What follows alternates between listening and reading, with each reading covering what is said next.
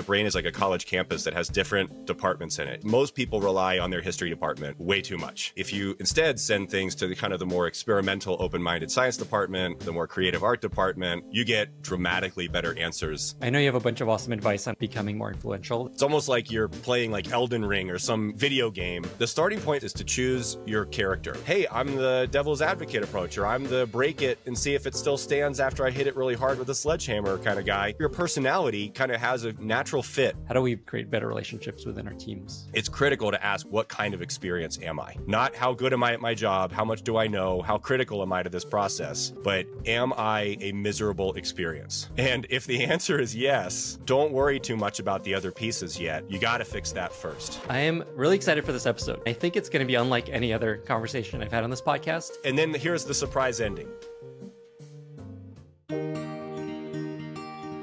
Today, my guest is Evan LaPointe. Evan is the founder of Core Sciences, which teaches companies and individuals how our brains actually work, and through that lens, how to more effectively work with other people on teams, how to build better products, how to grow your business, and how to make smarter and faster decisions. Evan is a 4-time founder, including founding a company called Satellite, which is the 4th largest analytics product on the internet today, which was acquired by Adobe, where he later ran product strategy and innovation for Adobe's digital business. In our conversation, Evan shares a simple way to understand how our brains work, and through that framework, how we can get better at vision work, influence, running meetings, having more focus, and building better and more productive relationships with our colleagues. This conversation is a beautiful mix of science, theory, and also a ton of very actionable and concrete things you can do to be more effective in your work. If you enjoy this podcast, don't forget to subscribe and follow it in your favorite podcasting app or YouTube. It's the best way to avoid missing future episodes and helps the podcast tremendously. With that, I bring you Evan LaPointe. Evan, thank you so much for being here and welcome to the podcast. Thanks very much for having me. I'm excited to share some stuff with people. I am really excited for this episode because, one, I think it's going to be unlike any other conversation I've had on this podcast.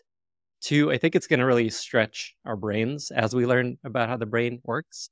And three, I think it's really going to make an impact on how people work and how they relate to other people and work with other people.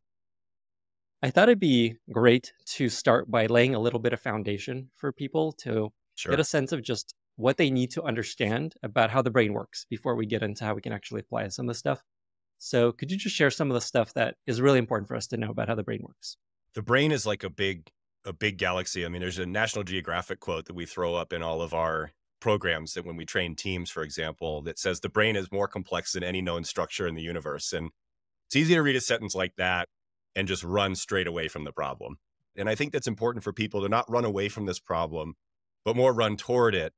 And it's our job to kind of translate the complexity of the brain into like really simple, straightforward systems that you can remember. And the 3 or 4 main systems to stack on top of each other, like layers, start with the fact that the brain has systems, like different, I kind of think of it like the brain is like a college campus that has different departments in it. And your brain has a science department responsible for open-minded experimentation. It has an art department in it responsible for creative kind of boundless thinking. It has a history department designed for looking stuff up that you already know. And if you think about sending your thoughts to the right department on the campus or just different departments, you're going to get super different responses back from your brain. And where we're stuck largely is most people rely on their history department way too much. And that's because the brain is actually built to conserve energy. And that's the lowest energy form of generating an answer to a question that the brain can pull off. But if you instead send things to the more experimental, open-minded science department, the more creative art department, the humanities department of your compassion, et cetera, you get totally different answers. And certainly if you ever build products as a company or offer services, those departments are going to give you dramatically better answers than the reference material just in your history department. This episode is brought to you by Webflow. We're all friends here, so let's be real for a second. We all know that your website shouldn't be a static asset. It should be a dynamic part of your strategy that drives conversions. That's Business 101. But here's a number for you. 54% of leaders say web updates take too long. That's over half of you listening right now. That's where Webflow comes in. Their visual-first platform allows you to build, launch, and optimize web pages fast. That means you can set ambitious business goals, and your site can rise to the challenge. Learn how teams like Dropbox, IDEO, and Orange Theory trust Webflow to achieve their most ambitious goals today at webflow.com. This episode is brought to you by Xplo, a game changer for customer-facing analytics and data reporting. Are your users craving more dashboards, reports, and analytics within your product? Are you tired of trying to build it yourself? As a product leader, you probably have these requests in your roadmap, but the struggle to prioritize them is real. Building analytics from scratch can be time-consuming, expensive, and a really challenging process. Enter Xplo. Xplo is a fully white-labeled, embedded analytics solution designed entirely with your user in mind. Getting started is easy. Xplo connects to any relational database or warehouse, and with its low-code functionality, you can build and style dashboards in minutes. Once you're ready, simply embed the dashboard or report into your application with a tiny code snippet. The best part? Your end users can use Xplo's AI features for their own report and dashboard generation, eliminating customer data requests for your support team. Build and embed a fully white-labeled analytics experience in days. Try it for free at xplo.co/Lenny. That's explo.co/Lenny. So that's kind of the first thing, is that the brain has these departments and systems in it. And it also has pathways. And the pathways thing is really important to understand because there's a likelihood that thought will go down certain pathways in each of our brains. Some of that has to do with personality, which kind of sort of predisposes us to have a higher anxiety or a lower anxiety response, or a higher creativity or lower creativity response. But you can also be more intentional with these pathways. And that's a big component of self-awareness, is to kind of know, what are my preferences?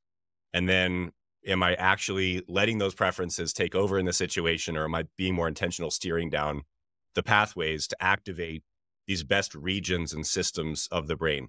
And the simplest way to keep track of the systems is there's three. There's three really big ones. There probably are more than three that you can learn about, but the ones we want to have everybody learn about are your safety system, your reward system, and your purpose system. And out of those three, two of them sound really real, and one of them sounds like fantasy to most people.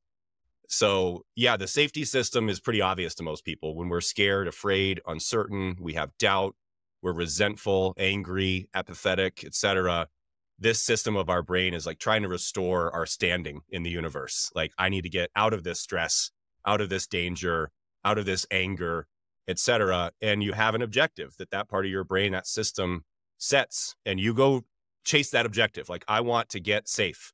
So if you're in a meeting, practical everyday situation, and you're exposed to a statement that makes you feel unsafe, your objective now actually isn't to contribute to the meeting productively anymore. Like, your brain's objective is to get back to safety.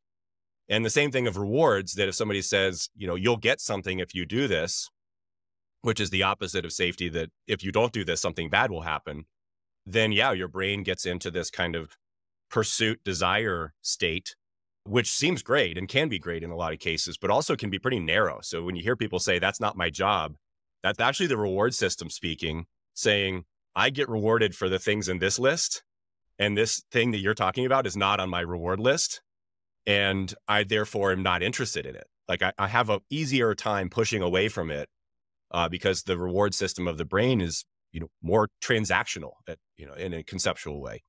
And then you get to this vague and ridiculous sounding purpose system.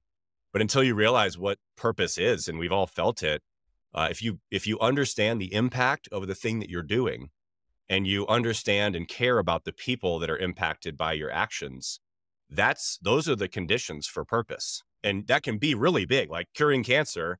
I understand the impact and the people. That's huge. But it can also be like, I'm writing an email. I understand the impact of this email and the people affected by it. You can feel purpose at this tiny little grain of sand level of your life, not just at the whole, beach and shoreline level. And we teach people that that's super important. So that's kind of the foundational layer. And then on top of that, there are a few layers that have to do with your focus, because the brain can dramatically shift focus from like open-mindedness to deep, deep focus. And then there's kind of the final layer of ability, which is less like science-y, less neuroscience and more just practical, that your ability is regulated by how much reality you know. Like, do you have the context for the decision, or you just know you're supposed to make the decision? People with context have higher ability than people without. And the same thing with imagination and logic, that if you push those boundaries in your mind further, your ability increases almost disproportionately to how much you've pushed. So these layers just kind of stack on. And I think that's kind of, it's approachable. It's simple. It's like we can all understand, is my safety, reward, or purpose system active right now? What is my level of focus? What level of connection with reality, reason, and imagination do I have right now?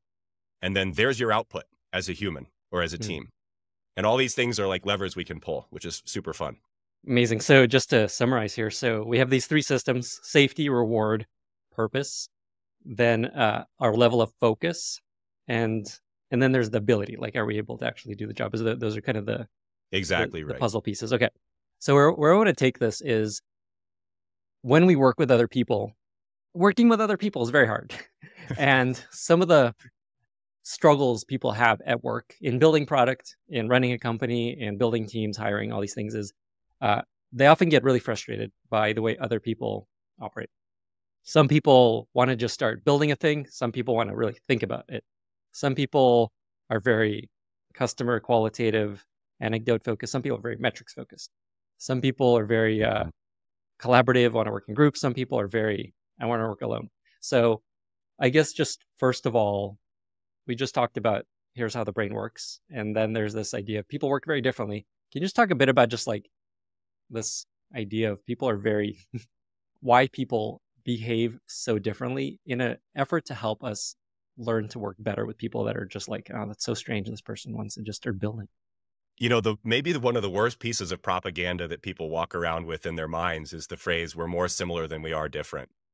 And my theory on why we walk around with that phrase, or why we're told that phrase, if we zoom in on the situations where we hear that, is that we have this theory it's easier to get along with people that are like us. So if we fantasize that this person is like me, then I might get along with them better. When in fact, we should probably be building the muscle that we have the capacity to get along with people that are extremely different than we are. And that fourth piece that we talk about in our coursework, when we train managers, for example, is personality. So we talk about your brain systems, your brain focus, your brain's ability, which sort of paints the picture that humans might be similar to each other and we can activate these things kind of like unilaterally. But then we have to drop this bomb at the end, which is, and here's why that doesn't work consistently across different types of people. So I know you took our profile, our Big Five based profile, and that's just one tool out of many that can help a person understand where on these various spectrum of personality traits and motivations they sit. We often use the metaphor of, in our training, of like culinary school, that we're more culinary school for human performance instead of cooking class. And that helps people kind of conceptualize that I'm used to going to cooking classes in my training. Like, here's how to do a one-on-one. Here's how to offer feedback. Here's a framework for generating product ideas through to like prioritization and backlog. But we're kind of like, well, what's going on beneath the surface? What are the underlying principles and forces at work that all that kind of comes to, all the stuff that comes to life on the surface really originates from? And in this culinary school metaphor, one of the things that's really important for a chef is to actually understand, what are my preferences? What do I like to eat? Because if I don't know what I like, then I assume everybody else likes what I like, then I'm not going to be a very dynamic chef. I'm going to be like, everybody likes lots of salt and acidity in their dishes. And then you're going to go to Germany and open a restaurant and be like, that is absolutely not what we're looking for, in this cuisine. So self-awareness is a really important step, not just of culinary school, but like for everybody. And you sit somewhere on a spectrum. Your brain has these pathways and these kind of like traffic cops directing traffic in your mind. So you have to start with, square one with yourself and understand, am I like prone to try to say things politely and so that they're received well? Or am I prone to be super blunt and direct and maybe even mean and harsh? Am I prone to like sit back in conversations and let things happen? Or am I prone to take over? Am I prone to go to like intellectual abstract thinking and try to kind of like deconstruct ideas? Or am I prone to stay very pragmatic And if you don't know who you are and you think that like the universe resembles you, then you're going to get super lost in that broader spectrum. So I think the big five, I mean, there's a bunch of models. You have Myers-Briggs, DISC, et cetera. They're just all imperfect ways of measuring personality, but also useful despite the fact that they're imperfect. And especially useful if you kind of take a growth mentality instead of a justification mentality to reading them. Like if you say, okay, I'm low in politeness, I'm super direct, your justification mentality of that would be like, yeah, damn right. Like I'm awesome that everybody knows what I really mean and how I really feel, versus the growth thing, which is like, well, maybe there are situations where I can try a little harder than 0% to phrase things in a way that, you know, if we work backwards from the outcome we want to choose our actions right now, like would these actions so direct actually increase or reduce the probability of that outcome? And that's when we become like more dynamic chefs, more dynamic people. But yeah, personality is a broad spectrum, and self-awareness is like the starting point for the whole thing. The Big Five model gives you a really good list of attributes to kind of scan yourself through. And then you should be making a game plan for how to do that. And then you can turn your attention to the network of humans you're a part of and say, okay, well, in what ways, because I'm me, am I so different than these other minds? And how can we kind of create a mesh mentality where thought shifts among the group to fit most naturally? And in product work, especially, you know, whether you're a founder, entrepreneur, kind of thinking about product at that level and your team at that level, or you're in the thick of product work, pushing your mind and other people's minds to get this right, then you're going to benefit a lot from understanding these traits and these differences. So I think the big unlock here for a lot of people is that the reason you are struggling getting something done, working with someone, being successful at your company, with your manager, with a partner in your team, is they have a very different way of their brain operating. And so they think in a very different way. They react in different ways. And you may think the entire world thinks the way you do, but they don't. And these tests help you see that. To make this super concrete for people, are there a couple examples or wins you often find that you can share of just like ways to use this to become better in your job, say this week, like whether with meetings or convincing someone of something, anything along these lines? Yeah, I mean, I think one more layer would be helpful to Mm. this, especially if you're a leader or manager, which is the the business world isn't just hand-to-hand combat between a bunch of individuals on like the blank matrix loading screen, right? Like you're actually in a habitat as a company, and your team is like a habitat. I think of companies and teams almost like little terrariums that we're inside of. And is this terrarium set up with, you know, sand and a heat lamp and we're a bunch of frogs and like we're going to turn into frog bacon simply because we're in this habitat? So a lot of it is you want to actually create a habitat or an environment that's kind of predisposed to high functioning thinking and high functioning interaction between people. Because if the habitat's working against all of you to begin with, then all the hand-to-hand combat that's going to show up is actually largely a function of you just being in this, you know, heat lamp, dry, devoid of life, kind of devoid of, you know, places, productive ways to grapple, right? And that's where a lot of teams and companies sit today, especially like more established teams. They've either lost their way in the habitat and haven't really set the scene for good kind of thinking and interaction, or they just never had that to begin with. And some of this stuff, like when you've talked to a couple other people in the past, you know, your conversation, the Canva conversation, the Figma conversation, both come to mind as like, it is super obvious the energy that has gone into the habitat to predispose people to high function. Mm. And Like then you look you're in referring to my interviews with the folks from Figma and Canva. exactly right. I see. Oh, say Yeah. more about that. I mean, so you think about the even in the Canva context of like coaches instead of managers, Mm. like that is you're looking at so I love this. Let me back up for just a second. There's a great quote. I think Dan Pink has summarized the problem better than anybody when he said there's a mismatch between what science knows and what business does, and in that gap, it kind of says like, well, what is it that business is doing that science knows better? And you can kind of almost look at this as an equation of science knows minus what your business does equals dysfunction, right? Like that is a pretty crystal clear thing. So if you take this like managers versus coaches, they're taking intuitively, I think, I don't know if they're neuroscientists, but like intuitively, I think a lot of great founders understand humans don't work a certain way. And this whole paradigm of managers seems to be failing a lot. And this whole paradigm, like mantra, like fail faster, seems to be failing a lot. And like mission statements seem to fail a lot. So you look at this science knows business does as like a lens to examine yourself through, and stuff that fails very often is kind of worth a look. And when you look at like, okay, do we really want managers? Because that seems to fail a lot. Or is there is there a paradigm that works better for human beings, that activates more human potential?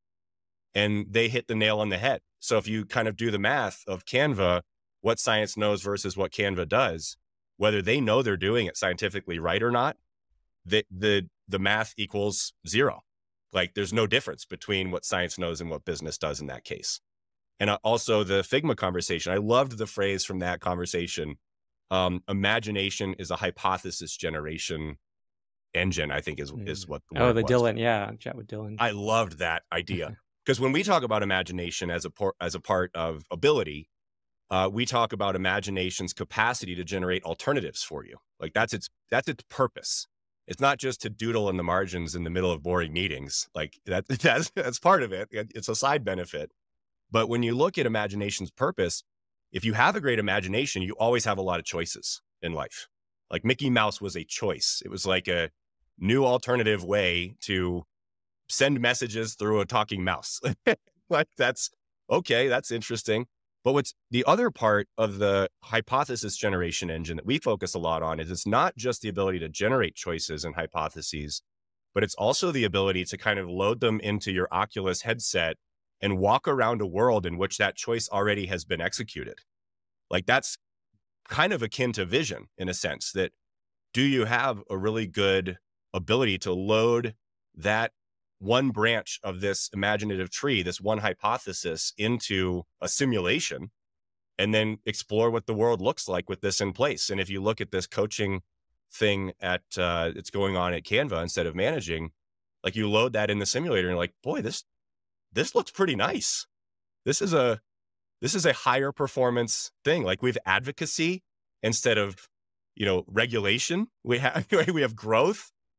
There's like a whole bunch of aspects that are inherent in that approach where science, and if you ask a neuroscientist, would that work better? They'd be like, oh, hell yeah, that would work way better because it activates this in the brain. It reduces cortisol.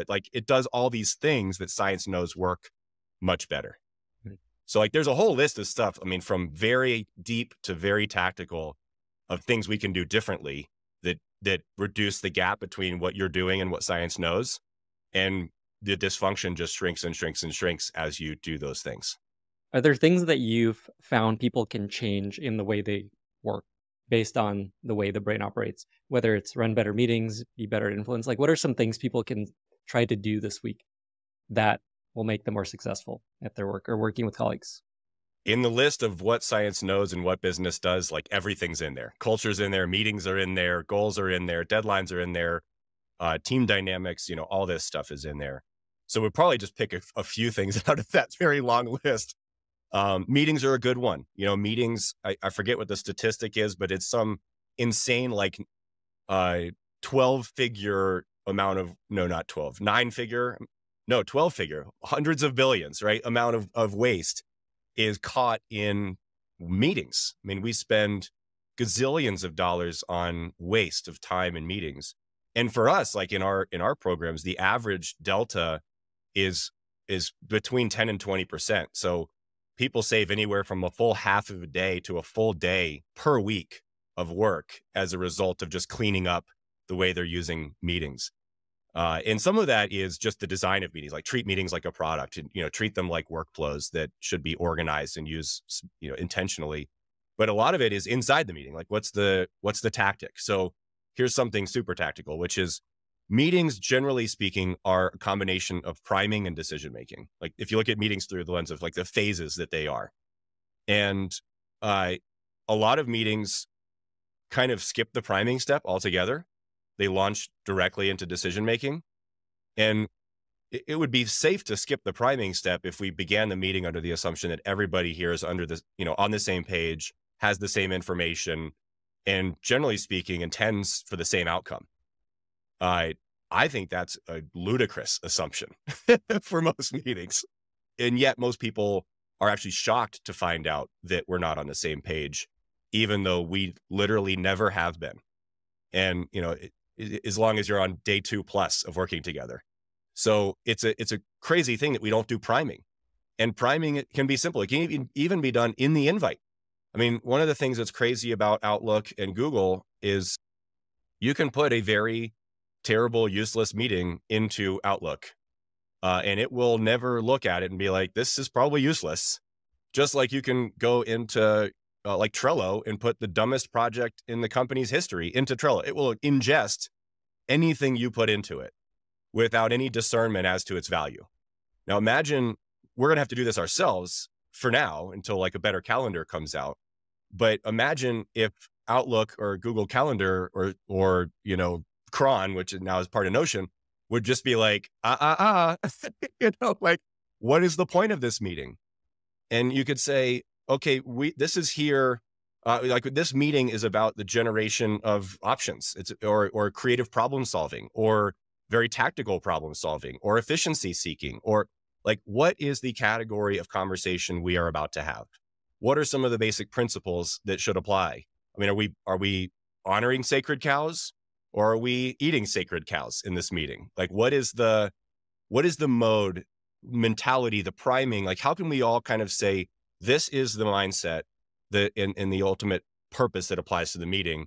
And you can write that and you can read that in under 3 minutes. So it's not some arduous process. Amazon does it like in an arduous process, right? They're kind of known for that. But that's wisdom to know, like, we need priming. They're wise enough to realize the need for it. They make that a very robust execution. It doesn't have to be that robust. So skipping priming is pretty bad. Other meetings get the priming and the decision-making backwards. So we start to open the meeting. You've heard of like diamond-shaped thinking. Let's open the meeting with kind of expansionary thought, and let's end the second half of the meeting with convergence.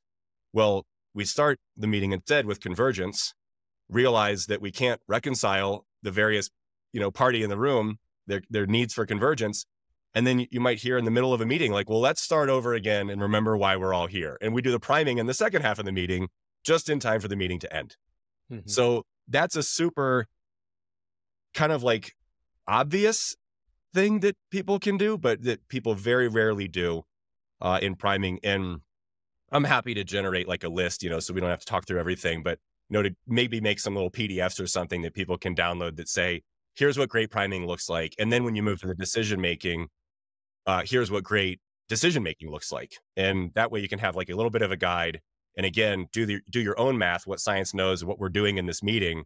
We're skipping a bunch of steps. That's growing the probability of dysfunction or things going wrong. And let's shrink that probability instead of growing it. Amazing. Yeah, that'd be sweet if you had that. We'll definitely link to that in the show notes. So the advice here is make sure when you're starting a meeting, running a meeting, prime everyone around the problem we're trying to solve or trying to get out of this meeting, the context, versus just diving into decision making. And very notably, the principles that apply. I think that's really, really important. Not just like what we're here to do, but like how we can think about this best. And you can even have a debate about the principles. And it's way better to have a debate about the principles than it is to have a debate about the tactics that are rooted in the fact that you have super misaligned principles. So if somebody's trying to make the decision, with speed in mind, and another person is trying to make the decision with accuracy in mind, it is completely inevitable that they're about to have a cat fight in the meeting. And it's not resolvable until they come back and revisit the fact that deeper down, we are approaching this in a completely different mentality with completely different objectives. Awesome. Okay. If you end up having these PDFs of ways to prime successfully, for sure, we'll do. Okay, great. Okay. Other things that people can do to work with folks better. I know you have some advice on how to influence more effectively. I know you have some advice around strategy and vision. So maybe we go into those two directions. Let's start with strategy and vision because Let's I do think it. it's nice to be better at strategy and vision before you start influencing people. So what you'll encounter in life in your mind as ideas are swirling, whether you're generating those ideas or other people are, is your brain is going to sort those ideas into believed, believable, kind of conceivable, and inconceivable. And you can, I mean, you can come up with your own words for that, but that's kind of like a starting point, which is if somebody says something you've already experienced, it's something that is believed to your brain, right? So if we said we should implement an OKR framework, and you've experienced it in a prior workplace, or you've read all about Google doing it, then you're going to be like, yeah, we should. It would clean up a lot of junk around here. And okay, great. So your brain's kind of already in a yes. If it's believable, maybe you're reading Harvard Business Review and you're kind of reading about things that your business has never done, that you've never done, but there's all this evidence that it works and it makes sense to you mechanically. So you're kind of like, okay, yeah, I find that believable. And now we're kind of leaning toward yes, or we're still in the yes bucket.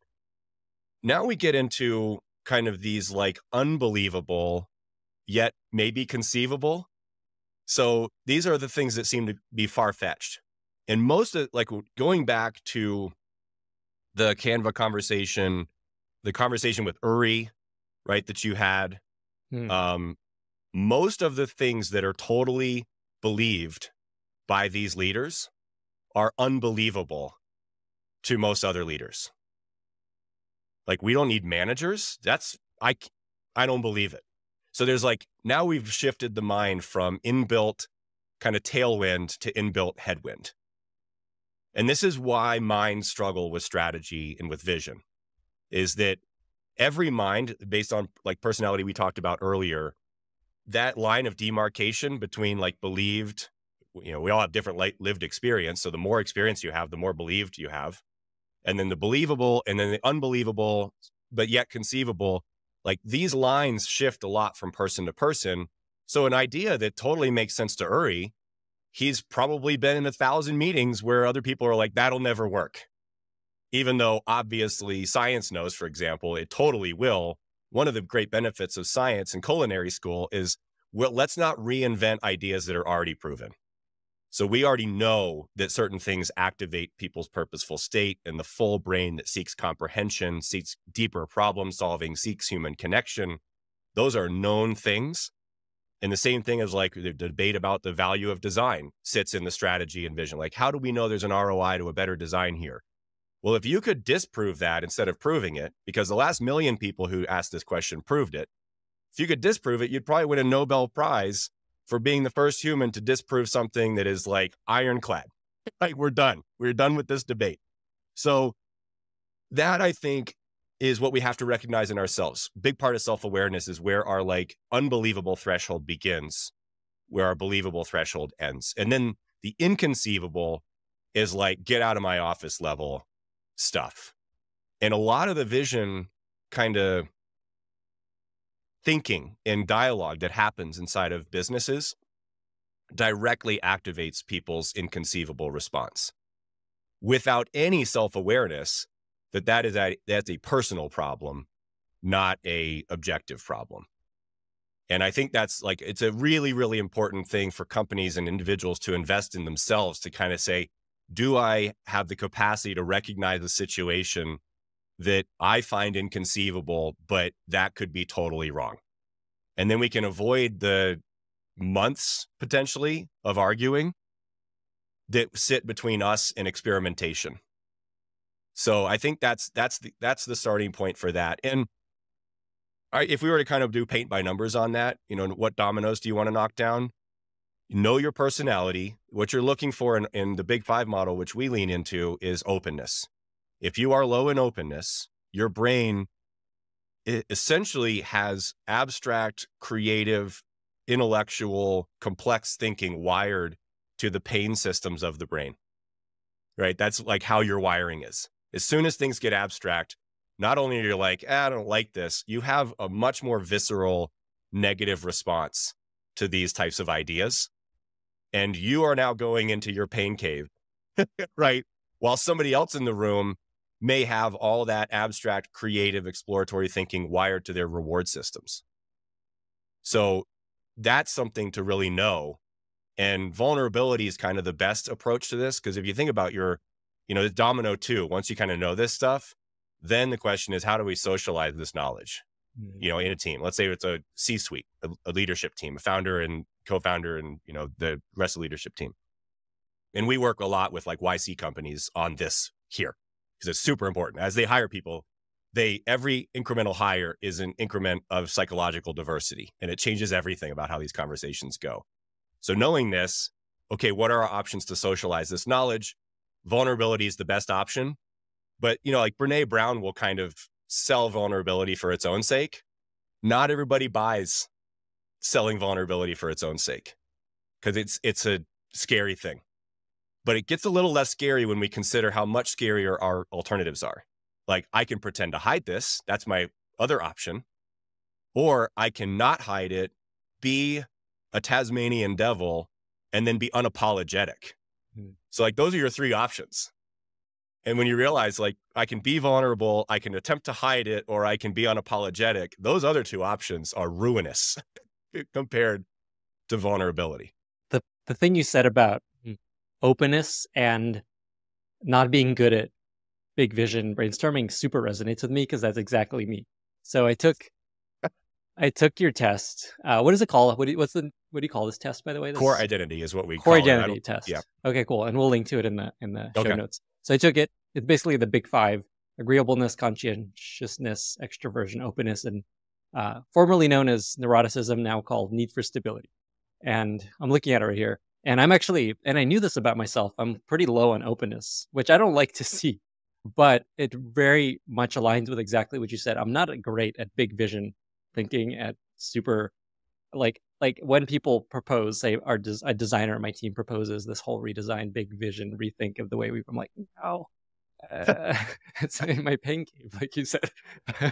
and that's exactly what this test reflects. So I think it's a really powerful example of just understanding this is the way your brain is going to respond to things that are, say, totally out there, inconceivable, or what would you call it? Somewhat conceivable, but not necessarily believable. And that being aware that that's how your brain works is really powerful. Being aware other people have a very different experience with that is really powerful. And your advice here is, one, this combination of this habitat, create this habitat where you have kind of all these versions of people's ways of thinking, where some people are in their happy cave when they're thinking big. And then along those lines, your point about being very vulnerably sharing, hey, this is me. I am low in openness. People need to understand this on my team. And let's work together to not let that hinder us. Is that right? Yeah, absolutely. I mean, because if you think about these ideas as pegs and holes, right? We're going to take a creativity shaped peg and try to put it through a more pragmatic shaped hole. That there's like a translation problem there. And it's a huge burden. Like, if the team actually needs to be innovative, it's a huge burden just in terms of time spent on that, translation, to translate the visionary strategic ideas that are accurate but are inconceivable into ideas that feel believable for those who kind of need that more grounded thing. And of course, the most common scenario here is ROI, which is, the classic question to ask about any idea. What's the ROI? Well, if the idea is inherently generating nth order effects instead of first order effects, like, what is the ROI of having fresh flowers in the lobby of a Four Seasons hotel? There's two possibilities for the Four Seasons. They either have an answer to that question, which satisfies the pragmatic shaped hole, or they have said in their habitat, we don't ask those types of questions because they're a huge waste of time. And if you're thinking about a competitive market, like most of the people that you interview are in highly competitive markets, the team that spends less time translating satisfactory language before they move, which inevitably they will move, and sometimes they'll move because the market forces them to, right? They spend so much time locked up in the ROI conversation or the justification, the translation conversation, that eventually customers start leaving, employees start leaving, and they're like, oh, okay, it's becoming more believable now. Well, because it's moved out of the realm of ideas into the physical world that we can see like right in front of us. And that team, because they got stuck in the translation phase instead of the experimentation phase, has a huge disadvantage in the market. And if you're competing head to head with one team, like this is what I loved about, the Figma conversation, that habitat inherently is built for speed because the habitat itself, words are tattooed to your brain that are like, we will not spend time in the translation phase, or we will not spend much time. And we see this a lot kind of in the interplay between finance departments, product departments, and things like that, where, an overpowered CFO can start asking questions for which there are no answers, that kind of just, we're dragging the team into a different language that is much more literal than the more experiential language of the business. So you can kind of see this play out all the time. But I think vulnerability is great because if you are sitting in a meeting, you, Lenny, and you say, this is not my thing, basically everything you're saying is inconceivable. Now I'm being honest with you. Nobody's going to hate you for being honest. They're actually going to be glad that you are honest about the gap, instead of glad that you are super certain that you are the right human to index off of in the decision-making process. And the thing you recommend being open about is, this is my personality. Like, this is my core identity. Like, I don't know the language you'd use, but it's not, I think all this is inconceivable. It's, I think all this is inconceivable because this is the way. Absolutely. Unpack the detail for sure. Got it. Yeah. I mean, tell people this takes my brain, all this abstract and kind of creative, future-centric thinking that's not rooted in the concrete is where my brain goes, alarms go off and I'm like, I need something concrete. So if you can give me something concrete, I'm more comfortable. But I at this point, I have to maybe move into a lot of trust, and like trust may be my alternative to like agreement, right? That's And there's also, I imagine, part of like what I always do is I recognize, hey, I'm not amazing at this. Let me push myself to be more open to these things and find partners that are really good at this and let them kind of drive the ship more. Yeah. And it's great. One of the things that's so cool about like the YC teams that we work with is they're so sophisticated and it's so smart.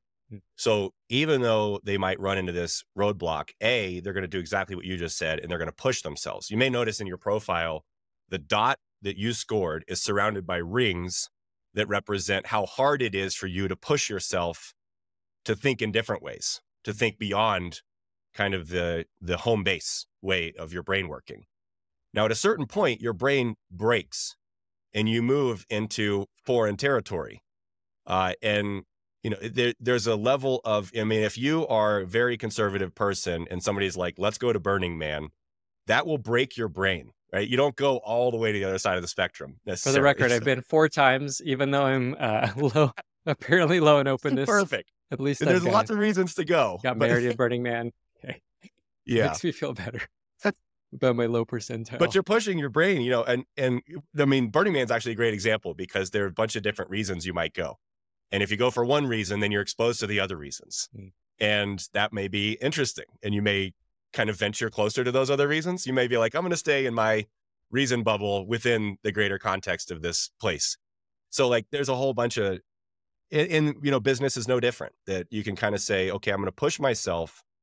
And I may get into these kind of places that go beyond my brain's flexibility, like where the elastic band kind of reaches its limits. And then from there, I'll trust people and I'll have people, and what I was going to mention about the YC founders is so many of them are so smart that they're really able to efficiently translate what they see beyond where your band stretches into the language you feel comfortable with quickly. Other teams do that really badly and they just like accuse you, why can't you see this? And it's like, then you get even more stuck. How much shift have you seen in people? Say they take this test and they're like, as I am, 23rd percentile in openness. Do you see people move meaningfully across this if they work on these sorts of things? Or is this just like, here's who you are, you're not going to change significantly? Personally, I'm more concerned with the effect on teams than on people, Mm, because if you look at this through like, I've been a 4-time founder, and if I look at this through like, how is my company working? How are my teams working? I don't need all the individuals to get to perfect. I need, especially in cases where there's like this translation issue where a team is working on something and some part of that team is saying like, let's stop here and let's dwell here. If they can move enough that the effect on the team is now freed up, that's what we really feel as a business. And so to answer your question directly, people can move a lot, especially through the first 3 rings of that range that we depict, like really, really well. Self-awareness is actually kind of the key. And self-awareness and self-consciousness, the difference here is that self-awareness is simply being intentional with your brain, whereas self-consciousness is being worried about your brain. We don't want people to be worried about their brains and like insecure. We just want you to say, this is a situation in which my brain can work this way. And this is a situation where I want to push myself. And so it's like being intentional. And we talked a little bit before this episode about kind of this instinct versus intellect duality in the mind. And essentially, you're just using your intellect to either verify or improve your instinct. You're always going to have instinctive responses about risk and fear and uncertainty and doubt and need for data and all these types of things. But then your intellect can come in and like watch that part of your brain thinking and say, you're super worried about the risk of this, but it's actually pretty low stakes for us to jump in and try. So your need to stabilize that is a little misplaced. And your intellect, that's really what you're doing, is saying like, how much do people change? I don't really worry too much about how much they change. It's more about how much they can spot with their intellect something that's misfit to the situation, and then take what they're motivated to do and what they choose to do and separate them, right? Like it doesn't matter if we change your motivations. If your choice of behavior and your underlying motivation can be different from each other, that's awesome. Those people are super. And we all know people like that, where you're like, I know this person is uncomfortable right now, but they're totally making it work. And I really appreciate that. yeah. Part of the reason I ask is like, hey, I was talking to you about this before we started recording. I want 99th percentile at all these. I just want to nail this.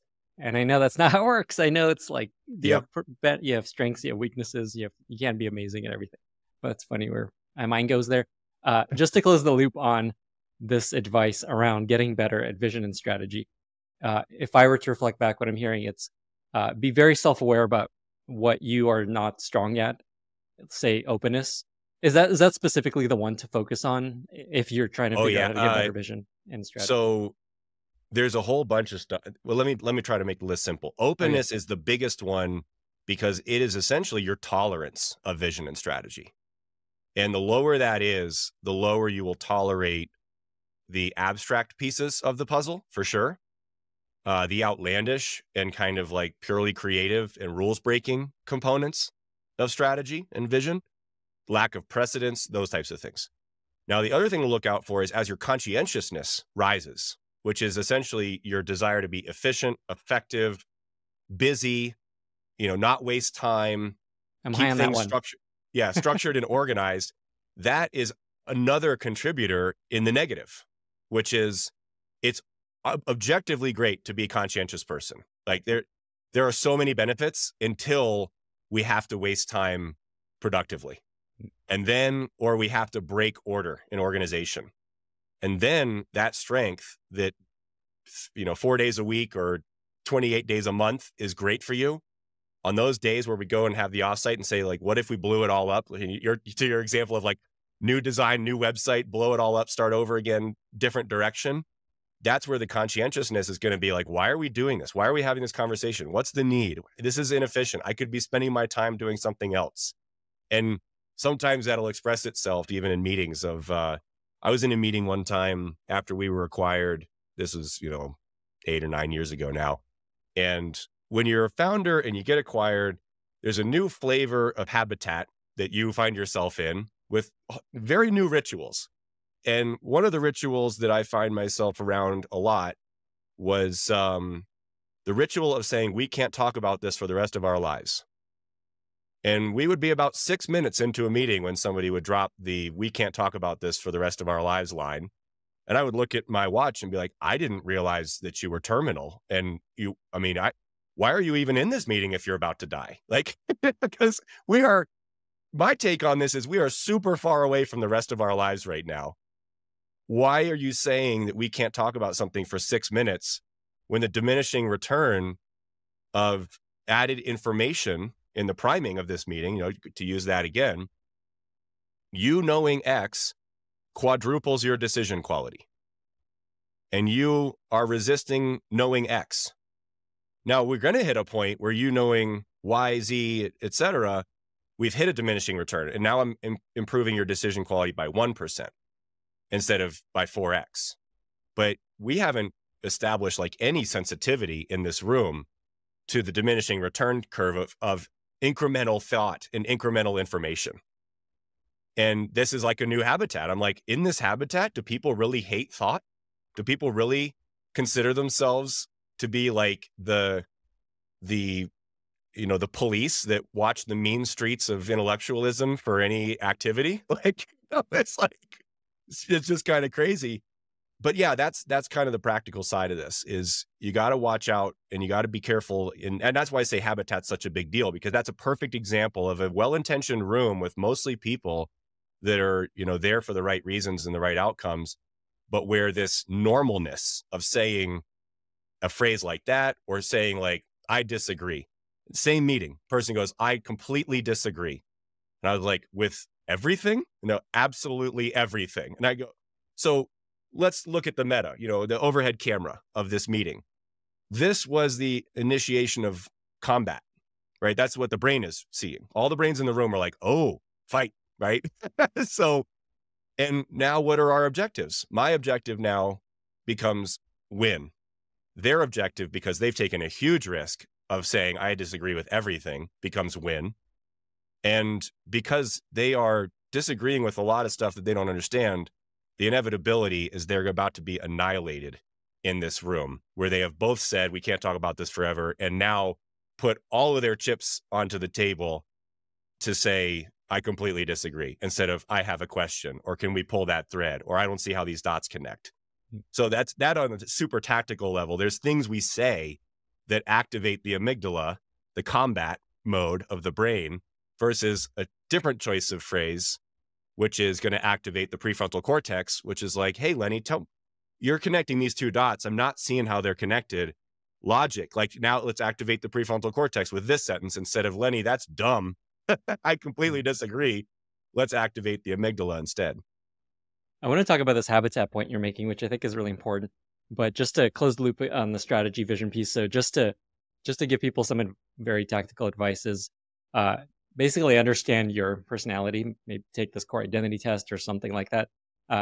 Understand if you're low in openness and high in conscientiousness, maybe you're not amazing at vision, and it's going to be hard for you to think big and think of it. Yeah, your brain is just going to like feel agitated when you're around vision. But I mean, you can still do it, right? You can still ask people to translate. The key tactic is, okay, it's not this, you're predestined to suck. It's more, if you're low in openness, especially if you're also high in conscientiousness, then recognize your native language for ideas is a mismatch for the native language of vision and really, really good strategy. And then you can be open about that and be like, you can ask for some translations, and you can ask for, like, I mean, trust doesn't have to be non-participation. You can actually say, like, it would help me trust if you could explain this gap. Like a great example would be a second order effect. Like, why should we have awesome documentation? How are we going to make more money if we have awesome documentation? Great question. Don't be hostile in the way you asked it, but like, just help me understand what thread are we pulling? Well, we're pulling this thread of customer satisfaction, retention, recommendation, et cetera. That, Stripe is really good at this, right? Especially from the early days, that great documentation justifies all sorts of second order effects that then will lead us to this first order effect you're asking about. Awesome. Okay. That's really great. And I was going to go one direction, but I want to talk about this real quick. Something that comes up a lot on this podcast is the power of leaning into strengths and not feeling like you have to be amazing at everything.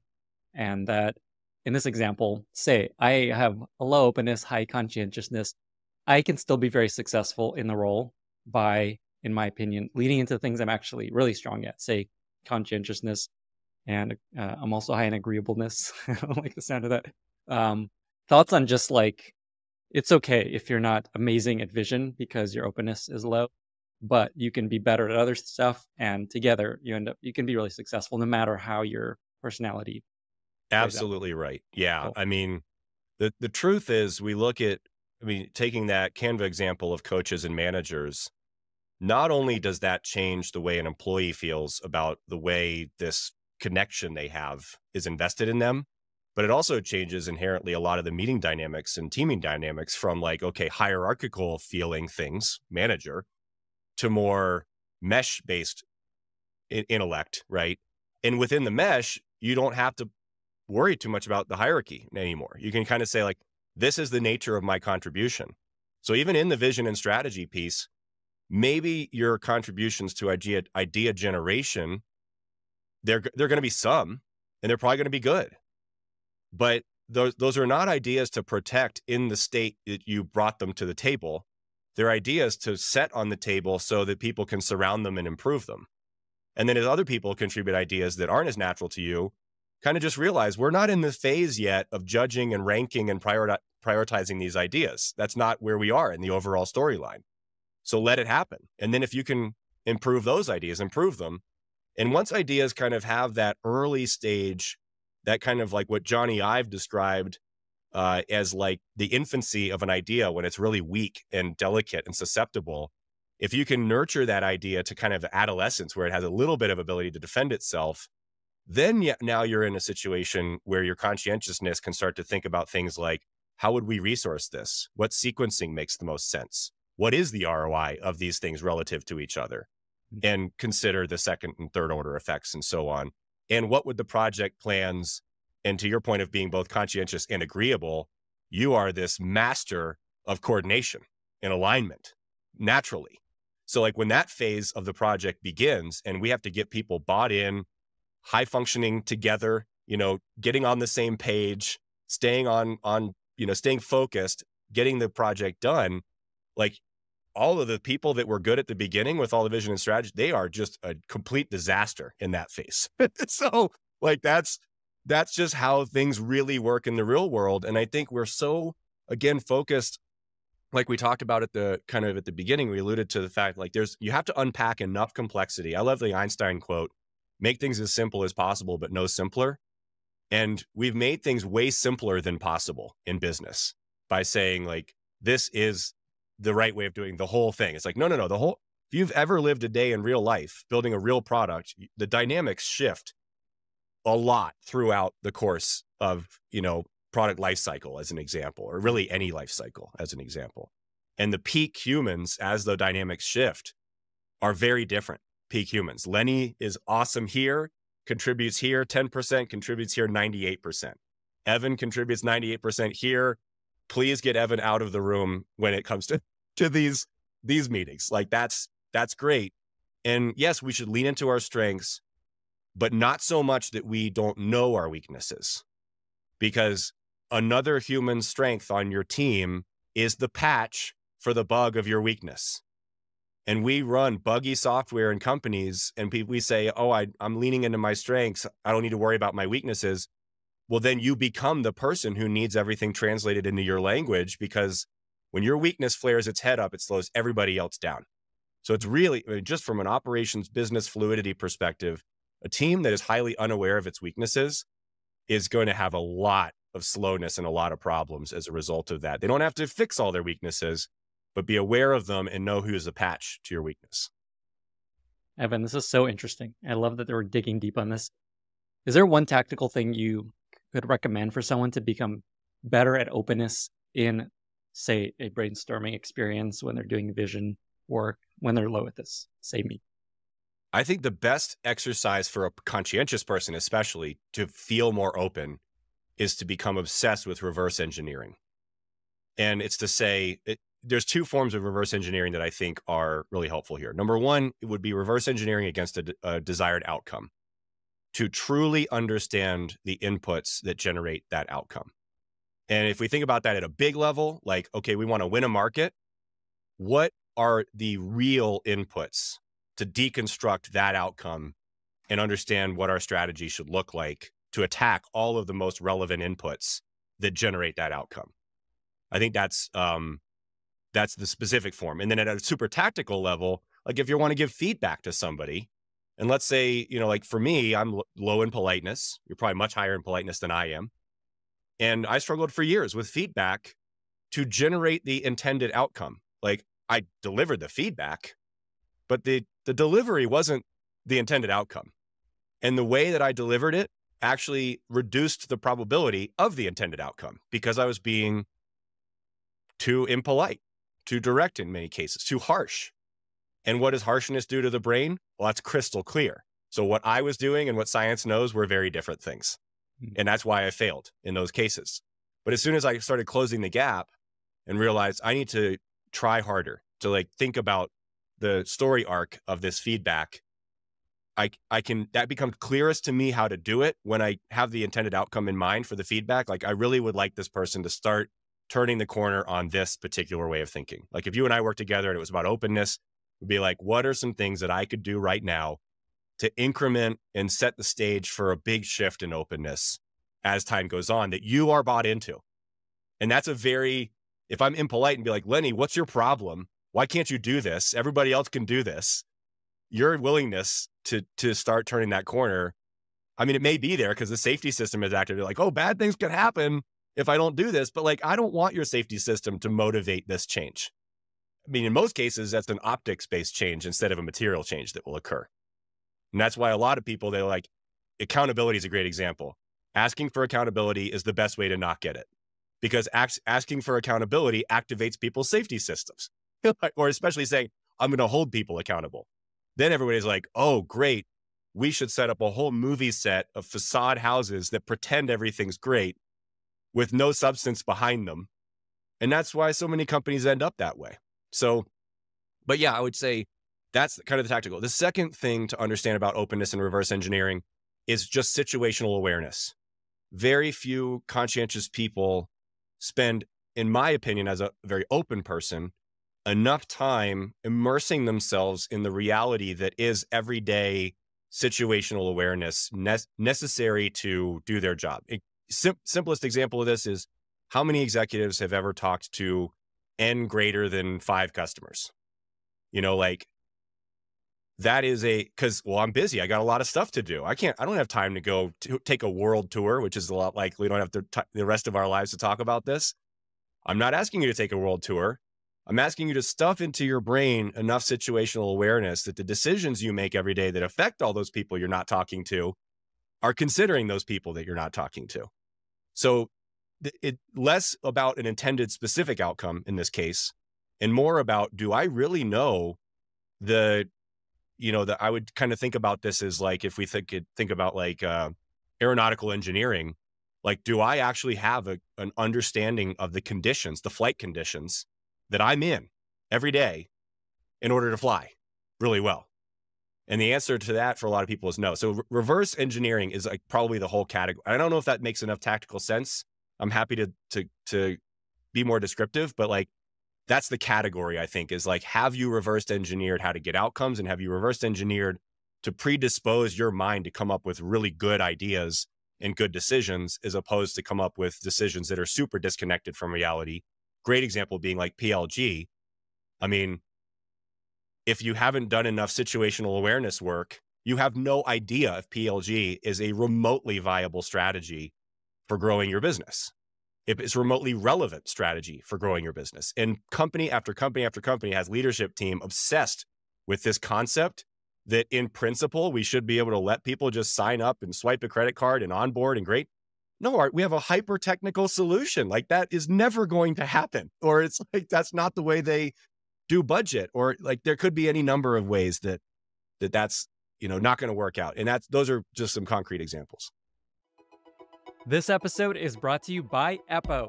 Eppo is a next-generation A/B testing and feature management platform built by alums of Airbnb and Snowflake for modern growth teams. Companies like Twitch, Miro, ClickUp, and DraftKings rely on Eppo to power their experiments. Experimentation is increasingly essential for driving growth and for understanding the performance of new features. And Eppo helps you increase experimentation velocity while unlocking rigorous, deep analysis in a way that no other commercial tool does. When I was at Airbnb, one of the things that I loved most was our experimentation platform, where I could set up experiments easily, troubleshoot issues, and analyze performance all on my own. Eppo does all that and more, with advanced statistical methods that can help you shave weeks off experiment time, an accessible UI for diving deeper into performance, and out-of-the-box reporting that helps you avoid annoying, prolonged analytics cycles. Eppo also makes it easy for you to share experiment insights with your team, sparking new ideas for the A/B testing flywheel. Eppo powers experimentation across every use case, including product, growth, machine learning, monetization, and email marketing. Check out Eppo at geteppo.com/Lenny and 10x your experiment velocity. That's geteppo.com/Lenny. Feels like there's a fractal of stuff we could talk about and this endless threads of things that I want to dig into. Let me shift a little bit to influence. We mentioned this a little bit earlier. I know you have a bunch of awesome advice on how to build your skill at becoming more influential. That's something a lot of listeners of the podcast, product managers, also founders need the skill. Who doesn't need to become better influencers? What can we learn about how to become better influencers? We'll probably unpack a second topic and open up a side, an off-ramp here right at the beginning. But there's two things. There's influence itself, and then there's relationships. And we should probably talk a little bit about relationships. Trying to exert influence through a dysfunctional relationship is not going to go great. And most human beings, especially when they go to work, are pretty out of sorts when it comes to relationships. And you even hear crazy mantra like, we don't have to like each other to work together, which are like, good luck with that. I mean, just watch a text message pop up on a phone of a person who doesn't like you and watch their response time to the text message or their Slack message or whatever. I mean, you're talking about, you've built in a multi-day, at least multi-hour delay into responsiveness, purely because the relationship isn't good. And then you compound that effect over whatever size your company is. That's massive operational inefficiency. Just because I don't want to respond to Evan right now, right? Like that's the one piece. Now, assuming the relationship is in place, and we'll come back to that and talk about that because that's a whole very actionable framework to unpack. Assuming the relationship is good, I think the starting point for influence is to choose your character and choose your mode. It's almost like you're playing like Elden Ring or some, video game, and you're going to be like, am I going to influence in this way as like the hero or the kind of like the exemplar of these things? Or am I going to influence through back channels? Or am I like, what is my character? And everybody for your personality kind of has a natural fit for like the character you're going to select as this mode of influence. And then you're going to pick a speed of influence, which is slow, moderate, or fast. And the habitat can help a lot with this. It's like if a founder is listening to this and you haven't created a habitat where fast influence is easy and like the permission isn't there, then you're slowing the company down inadvertently by just not kind of clarifying this with the team. So slow influence is kind of we'll let them find out the hard way influence. Like they're going off a cliff. We know they're going off a cliff. And a lot of times we find ourselves in what's called the Abilene paradox. And the Abilene paradox is where everybody in the room knows it's a bad idea, but we're all like, we're in, and the classic Abilene paradox kind of, if you look up memes on Google, it'll be like, the dad thinks that the kids might want to go camping. Mom doesn't want to go camping. The kids don't want to go camping. Dad also doesn't really want to go camping, but everybody's like, Dad probably wants us to go camping, so let's give it a go. And like, they all go and don't enjoy it. So and we see that play out, all the time. And a lot of people will just kind of say, I can't do anything. I don't have any influence in this case. We're just going to let them fail and they'll learn. Or this impolite person like me giving feedback the wrong way years in the past. Like, I'm not going to sit Evan down and talk to him about this. He'll figure out on his own through failure that this doesn't work. And that can take months, that can take years, that can take a lifetime for people to learn the slow way. And it is a form of influence, right? Like you are being intentional to say, I think the world will create enough failure that adaptation will occur. That is a form of influence, just the slowest one. And a lot of people listening probably realize, oh, that's what I'm doing. How can I go way faster than just letting things fail? So that's where moderate influence comes in. And a great book to read for moderate influence is The Challenger Sale. And in the Challenger Sale, what we're looking at is the concept of teaching people something. And then when they live with this new knowledge, they'll see things that they weren't seeing before. So for example, in the feedback example that we can kind of keep using over and over again through this is, hey, Evan, you might want to notice people's body language while you're saying these things. And here's some signs to look out for that when you've done this and you get this, that's probably a sign that people are bought in and still with you.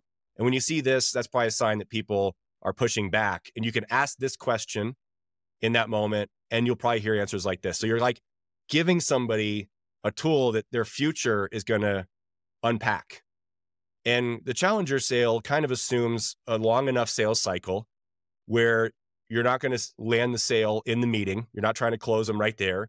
You'll teach them some stuff and you'll say, hey, if you see this stuff, that's a pretty clear sign that you need to take action. So why don't we call you in 30 days? And 30 days later, we get on phone. Hey, have you been seeing this? And they'll go, everywhere I look. I can't not see it now. And that's how you influence a person in a few days, a few weeks, maybe a few months at worst, way faster than letting them fail. We actually had, I don't know if you know this, we had the author of that book on the podcast, Matt Dixon, I think his name. Yeah. And the Challenger Sale, the idea there is like challenge their perspective and view on what is actually real about the market and what they need. Exactly. Yeah. And I think and I think, yes, there's the challenge component to it, but I think the underappreciated piece of that methodology is that you're still letting that person see the world, but you've given them new information that is breaking some calcification in their brain. It's not the challenge. It's not the moment of the challenge where all the magic happens. Like there's moments that occur later that continue kind of putting that, calcium, lime, and rust melting formula on this expectation or this kind of decision in their mind, to the point where sometimes they'll turn around and be like, thank you for even telling me this.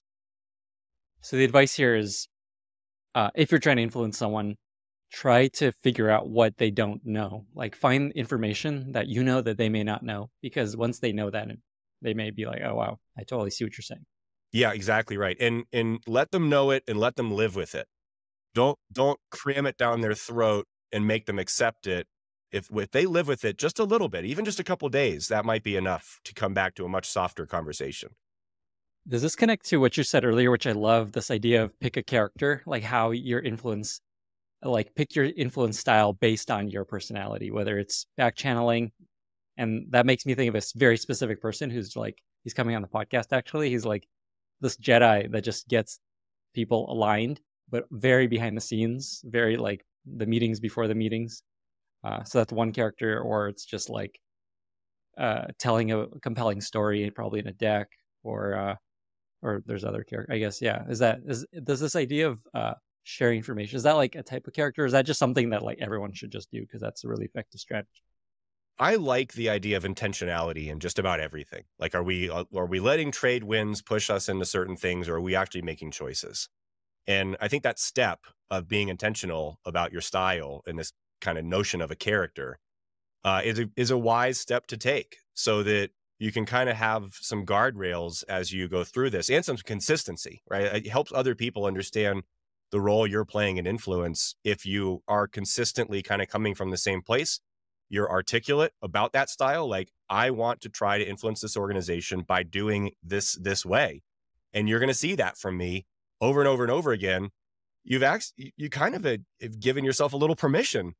And also you can get some buy-in from people. If you do want to be more the barbarian, kind of approach, you can say, hey, I'm the devil's advocate approach, or I'm the break it and see if it still stands after I hit it really hard with a sledgehammer kind of guy. Is it okay if I do that over and over and over again? And now you've bought future you the permission to approach things in certain ways that would yield meaningfully different influence outcomes, right? Like meaningfully different, like I was able to do this and it accelerated something. So the way I am hearing this is there are many ways to get what you want. Think about your personality style and find the path that is most aligned with the way you operate, whether Exactly. it's behind the scenes, whether it's a compelling story. Awesome. So this character is basically figure out what your this kind of comes back to leverage your strengths. What Oh are you yeah. good at and use that channel to convince people of the thing you want them to be convinced of. Yep. Absolutely. Are there I imagine like my mind goes to what are the list of ways, what are the character options in this list when I'm opening up the game and choosing? Is there any you went through a few, but just to give people like, oh, okay, I see, I could try it this way. Are there like a small list you could share of just like here's ways you could try approaching influence? Probably the dimensions are most valuable to people. Uh, I would say one of the dimensions is compassion, which is, do I want to influence by trying to help people, by trying to make sure that that we get it right and that people get value? And then the permission I'm seeking there is, can I ask questions about why, why are we not thinking about the user right now? Why are we not concerned with the value they're getting, and challenge us in that way? I think there are characters based on logic and even belief, which is, I would like to be the one to kind of insert more knowledge and insert more kind of causality into conversations and challenge causality in conversations to make us think harder and challenge what we believe and like break up the sacred cows of the stuff we walked in the meeting with so that we feel differently about things walking out of meetings.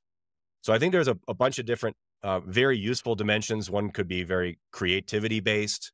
If you follow this big five format, they're kind of spelled out for you. Enthusiasm, interesting dimension. Like, I want to challenge us on through the lens of, what do people get excited about? What makes people feel good? Does this make people feel good? And are there tweaks we could make to the product or this marketing campaign or whatever? I mean, look at what Siki just did with Runway. I mean, like, I love that guy so much. And there's so many components of his character and obviously the characters he's surrounded himself with that contribute to really next level stuff, Mm. right? And they're definitely challenging each other using these dimensions of like compassion to be the character of caregiver or the character of like protector, right? And so there's a bunch of different kind of ways you could turn those dimensions into characters. But I think when you see the value of each of those perspectives, especially in product, I'm a really big fan of product. If you have dysfunctionally high compassion, dysfunctionally high openness, you have internal rewards and motivations to explore regions of product that other minds aren't exploring as intuitively. And you don't have to have the whole deck, to be amazing at product, but you have some unfair advantages if you are super prone to reverse engineering just by your nature. You're going to be more situationally aware and probably make a series of vastly better decisions than the team that has a lot less situational awareness than you do. It's a huge advantage. So, but when it comes to the concept of influence, yeah, I mean, figuring out these dimensions that define who you are, and then using them to kind of say, I want the permission to ask a series of questions and challenge our thinking through this very intuitive strength that I have. Can we all see the value in that? Or do I need to further, sell myself? Right. And then you'll find like you can take on that character and play that role really well. I imagine the ultimate unlock is that combined with what is that person's personality style and what is the best way they receive information, which is a little harder because you can't force them to take some test and you can't like tell them, make them give you the results. But I know a lot of teams do these tests together as a team and share the results. And so it's, I guess, a reminder of just that's really powerful if you and your team, especially the execs at a company, Yeah, can do something exactly. like And this. and when you move into this vulnerability out of your three choices state, we don't need a bunch of data for that to work really well. If you said, hey, I'm not super strong at this, and the rest of the room was like, well, wait, this other person's super awesome at this. Why don't the two of you work together? then it's like under 30 seconds, we've unlocked potential that wasn't Mm. there. Yeah. So that's, you want to get business. I kind of think of, I mean, extending the video game metaphor, not only are we choosing our characters or we are a certain character, but the business has a difficulty setting that we chose based on the habitat. And I've worked in and with way too many companies where we are playing the game in nightmare mode and every enemy takes 1,000 shotgun shells to bring down instead of just switching the difficulty setting to easy, which is like the enemies somehow become our friends as we go through this journey. Like, I mean, it really can be that transformative, especially with a case like yours that you talked about. Okay, I'm not as high in openness. I'm very high in conscientiousness. If I can admit this and ask different types of questions, everybody else in the room will be like, the difficulty setting of this just went to like 0. And the speed of it just went to way higher than it used to be. And we underestimate this kind of less concrete part of the business world. And that's the genesis of this whole business that I was crazy enough to start after starting other companies in the past, which is like, we are underestimating how much of our operational reality is a function of our human reality. And are we doing enough? Are we doing the right things to close the gap between what science knows and what business does? And do we even know what the science is? Have we educated ourselves to close the gap? And then it becomes super obvious. Oh, this makes a lot of sense to be open and find the patch to my bug. And here we go. This fractal of topics continues to grow. I'm trying to contain it. Please. There's three things I want to try to talk about in the rest of our chat, that Okay. stuff we've touched on that I think will be really useful to people. One is relationships. You mentioned there's more to talk about there, just how to build great relationships. Two is I want to come back to the habitat and building a habitat that is very conducive to innovation and speed and success and those sorts of things. And then I want to talk about focus. We talked a bit about just like how important focus is and how differently our brains operate in different states of focus. So maybe we start with the relationship piece, just because that connects to what we were just talking about of how do we strengthen relationships, create better relationships within our teams. Yeah, so we were talking about relationships kind of as this off-ramp or this kind of sidecar to influence. And real quickly, the fast mode of influence in relationships goes really well together. So we talked about the slow and the moderate. The fast mode of influence is cognitive dissonance. It's essentially saying, in the moment, I'm not going to wait for you to experience anything. It's saying, in the moment, how does this formula compute? Explain to me, Evan, how you being too blunt in feedback is going to end up in a human being changing. Why do you believe that? And especially it's that second phrase of why do you believe that? Like, drill below the behavior down into the belief. What do you believe that has you doing this? And then we can explore how preposterous the belief itself is, which then bubbles up to the surface level of this. And if in the environment, the habitat's a huge component of this, as are relationships, which is if you have great relationships where people trust each other enough to have this kind of cognitive dissonance conversation, and we have a habitat that is very clear that we are free to discuss cognitive dissonance and logical disconnects, like that is really important to do, then you activate fast influence mode, basically. So that's a really important thing. And then as you transition to relationships, well, the question that everybody kind of glosses over, in my opinion, is what is a relationship? I mean, I don't know how you feel about answering that question, but it's a really hard Yeah, question. I would just go to ChatGPT. What is a relationship? Exactly right. Yeah. Yeah. At this point, we have some help that we didn't used to have. Yeah. But the other thing that goes along with what is a relationship is like, how good is my relationship with person X? Like, you and I both know Shreyas, and like, how good is our relationship? I would say it's awesome. Why is it awesome? I don't know. It just feels great. So let's double click on a good definition and a good framework, because once you actually know why a relationship feels great, like that example, or why a relationship feels super difficult, now we can start to build some strategies, some like actual action plans for them. So what we propose to people is, if you take that third component of your brain, ability, that is one piece of your relationships, especially your professional relationships.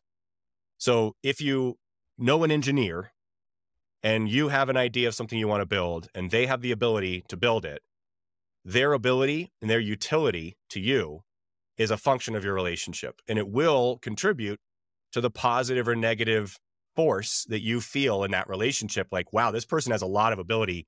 My appreciation is higher. My faith in them is higher. My cooperation with them is higher. If you question a person's ability, or they've proven that that ability is kind of unreliable, those things start to kind of vector downwards. And, we'll pick on Shreyas through this as a good example, because I think most of the people watching also know him. What is his ability? What is his utility? As high as I've ever seen. I mean, it's every conversation he's intellectually, conceptually additive to. Like, you're better after you've talked to him every time. At least that's been my experience with him. And we all know people like that, with various fields and various abilities. So that's one piece that's really important. And why, as an individual, it's so important to invest in your ability, because it is so integral to every relationship you have, particularly professional relationships. And your ability, knowledge, your reasoning, your imagination, your skill set, these are all incrementable facets of you. So if it's and that's really, really key. Now, here's the plot twist. Your ability is actually not the most important part of a relationship, biologically speaking. There's two more that matter quite a bit more. And the surprise ending is the third one matters the most, which is scary in some cases. So the second factor of relationships is trust. So trust in the brain, if we go like very primitive, back to the amygdala that we talked about earlier, trust is simply risk, human level risk. And trust can span from strongly negative to strongly positive in a relationship. And we felt that full range with different people in our lives. Strongly negative trust is the brain saying, this person is dangerous to me. They are very likely to try to undermine me. They're very likely to not deliver something. Personal harm will occur by essentially kind of interacting in this relationship. And then on the other side of trust, we kind of try to create some levels to this to keep it clean. And, the fractal continues to grow a little bit, but we'll try to keep this simple. But I like to think of like trust 1, 2, and 3 distinct levels of trust. And trust 1 is, let's say we're having a cookout. Trust 1 is, Lenny, could you please bring the chips? Ideally sealed. But it's a delegation of a simple, non-critical task, knowing that it is likely to get done and get done decently well. But it's not like this huge level of trust. It's the people that we work with where this type of delegation, and especially if people delegate under the thesis of, I want to do the high value work, so let me put the low value work on other people. That's all the low value work that we put on other people. And it allows us to purify our focus on the high value work. And we don't need all the low value work to go beautifully well or be artistically brilliant. So trust 2 is when we step up to almost like, I need to do this myself. Is there anybody who could do it as well as me? That there's no risk to me having them do it instead of me doing it. And that's where you get true scalability of teams. So if you can trust people enough, there's your brain's assessment of risk of giving this task to someone else, or giving this knowledge even to somebody else, that they'll treat it the way you would treat it, is a significantly higher positive trust that you can feel in a relationship. And then finally, trust 3 is when we do hit these breakpoints in our brain where we say, the way your mind works is beyond the way my mind works on this topic. So the classic example at the cookout would be, if Wolfgang Puck was a neighbor, right? We're going to have Wolfgang Puck do all the most critical stuff, and maybe even set up, the music and the decor and whatever. Or another example would be like when Steven Spielberg has John Williams score a film. He's not hoping John will do it as well as Steven would do it. He's saying, just send me the bill. Try not to go too crazy, right? But he's not going to sit down with the invoice and be like, why did you need 13 horns instead of 11? Like, John just gets to do what John does because there's so much trust in this kind of like beyond my event horizon kind of risk. Like, it would be riskier for me to do it than for him to do it or her to do it, right? So that's kind of the level. But that matters more to a human being, because the safety system, if it activates, your utility is sunk. So if you're an awesome engineer, but you damage people, it doesn't matter that you're an awesome engineer. Because in the social network, the mesh of your organization, you are a node that has like a protective covering around it. Information is not flowing to you the way it would normally, and delegation is not flowing to you, and access is not flowing to you the way it would normally. So you are a kind of a protected, deactivated, sequestered node of the mesh at this point in time. And a lot of people really don't get that. Yeah, that's a really good way of visualizing. Yeah. So, and then here's the surprise ending. The last piece of every relationship that you have is appeal. Appeal is how your brain interprets the shared experiences you have with other people. Whether or not you look forward to being around that person, whether or not you like their style, the feel of what shared experiences really are. And if you think about, let's pick on Shreyas one last time, what is his ability and utility? Off the charts. To what extent can he be trusted? Trust 3. Off the charts. Will he ever damage somebody? Not to my knowledge. He may have some really dark past that we don't know about, but as far as I've seen, not a lot of damage in his wake. And then thirdly, what kind of experience is he? He's an extraordinarily positive experience. So he naturally accumulates great relationship after great relationship after great relationship. And again, if you're that great engineer with a ton of ability, now let's flip the middle dimension, and we trust you a lot, but you're a horrible experience. Are you coming to our offsite? Are you in this meeting? No, you're gone, because we don't want you there. You're like a hurricane. So biologically speaking, the biggest bug in our programming as we transfer this to the business context is what makes the most sense in business is the most, if it's a meritocracy, the best people with the best knowledge that we can trust should be in the room. And we will fight it with every fiber of our being if they are a terrible experience. Mm-hmm. And that's a bummer. And what's funny is you can flip it, because we all either have friends or know people who have friends that you cannot trust. They have no ability to speak of, but they're a super awesome experience. What a great friend. You're like, so how is it that we get this thing completely flipped? Mm-hmm. And I think that's the thing is, as you parse that list yourself, as anybody listening parses that list, it's critical to ask, what kind of experience am I? That is where to start. Not how good am I at my job? How much do I know? How critical am I to this process? But am I a miserable experience? And if the answer is yes, don't worry too much about the other pieces yet. You got to fix that first. And to this point of the profile, like as you parse the profile, you'll find things like obviously not a pleasant experience, like being really impolite, obviously not a pleasant experience.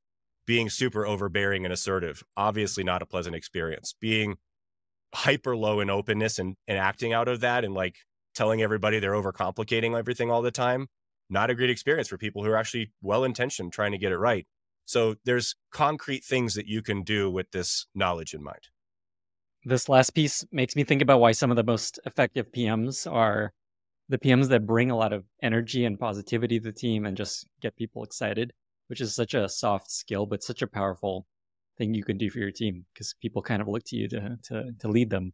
And if you come at it with like I had a PM I was working with, and every meeting he's like, this is going to be awesome. He just like comes right in every meeting. Who's ready to make some decisions? And it really changes everything. And so this is amazing advice. So basically, if you want better relationships, which will make you a better influence, or start with what kind of experience am I when people work with me, ask me for stuff, ask me questions. And you shared a bunch of specific things you can do. Like something I always tell people is just try to smile. Just look happy. That makes a big difference. Just look happy. Bring energy, look happy, just try to be excited. Yeah. So think about so if you want to build better relationships, which have all these amazing trickle down effects, your advice is think about the experience you are to other people when they work with you. Work on trust. and ideally get to the place, that third level of you are doing it better than them. But that's a high bar for all things. And then the last thing is like, are you actually amazing? Like, is your ability, like, work in your abilities? That's kind of the last piece. Yeah, exactly. And it's not that none of these become unimportant because the other ones are kind of the gateways. I mean, your relationships require all three, especially your professional relationships. So yeah, it's more just like if experience is the only thing undermining you when you're otherwise very trustworthy and very skilled and able, that's a shame. Just fix it. And there's a whole bunch of ways to go about that, but I like to leave that to people, like to explore that creatively. Like, well, oh gosh, okay, I can change this to this, this to this, this to this. On the trust thing, do you hurt people? I mean, that's it. Like, do people have a reason to believe that you are risky or dangerous? And unfortunately, in a lot of habitats, the habitat itself either allows or even rewards people that are super untrustworthy to kind of play the system and advance through the system. And as you talked to Jeffrey, right, about the power conversation, like, the worse the habitat, the more his suggestions work. I Right. could see that. And the reason that he's correct, like he used the phrase, this is how the world always has been, it's how it is, and it's how it always will be, right? Well, it's how the normal dysfunctional world always has been, is, and will be. And if you want people in your organization to rise on merit and for influence to work to generate better decision making, make better products, have a better company, move faster, et cetera, you need to create a habitat where what Jeffrey's observed about the normal dysfunctional world largely doesn't work within your habitat. So if it's effective for people to harm each other in your habitat, you are performing at a much lower level than if harming each other was extremely ineffective, right? And that's up to you as a leader, as a manager, et cetera. And then, of course, skill is what it is. Like, it's your ability to convert your intents into outcomes. I'm glad you're talking about habitat. That's exactly where I wanted to go. So just two more things I want to spend our time on. Habitat and focus, how to create more space for focus and get better focus. So you've touched on this many times at this point, this idea of a habitat. I think another way to think about this is like the culture of your company. Is that right? Exactly. Okay, cool. So are there a few things you could recommend to people to create a habitat that is conducive of good stuff? Let's start at the start here. So in the difference between what science knows and business does, let's kind of zero in on the fact that the way most companies approach culture has a very shaky track record. Like, if mission, vision, values was an airline, you would not allow any family to fly on that airline because it does not arrive at most of its intended destinations. So that is just a super important starting point, because I'm gonna kill a sacred cow here while we talk about this, and I don't want anybody to feel like I'm trying to be mean or anything. It's just, it's worth looking at stuff that doesn't work and wondering if there's something that could work a lot better. So if we look at habitat and culture, it's really about what people believe. It's what people believe is acceptable, permissible, productive. And the biggest flaw in people's approach to culture, and interestingly enough, even at YC, they talk about like this mission, vision, values, culture stuff. That comes later. Let some stuff happen with the business. That comes later. They're right to say that if that's the paradigm you're going to use, because it's not going to work either way. So you might as well do it later. But if you're going to do it the right way and investigate human beliefs, and like we talked about priming, for example, culture is just the macro priming of the entire business of what your central belief systems are, and then the permission that forms from those belief systems. So if you've done that really well, you should do that right at the very beginning. Like, in what way should we approach this company, building this, working together, et cetera? Like, that would be really, really helpful to get right from day one. And the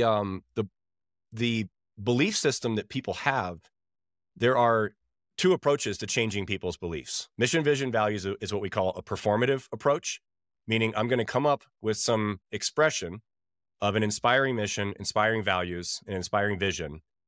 and it's going to be performed well enough. Like it's going to be like if we were busking in the park, this is going to be a cool enough mission, vision, values that people throw some change into my guitar case and they buy into it. Like they gather around. What I think, and I think that's just completely the wrong approach, because we're hoping to inspire people. We're hoping to be artistically talented enough to pull that off.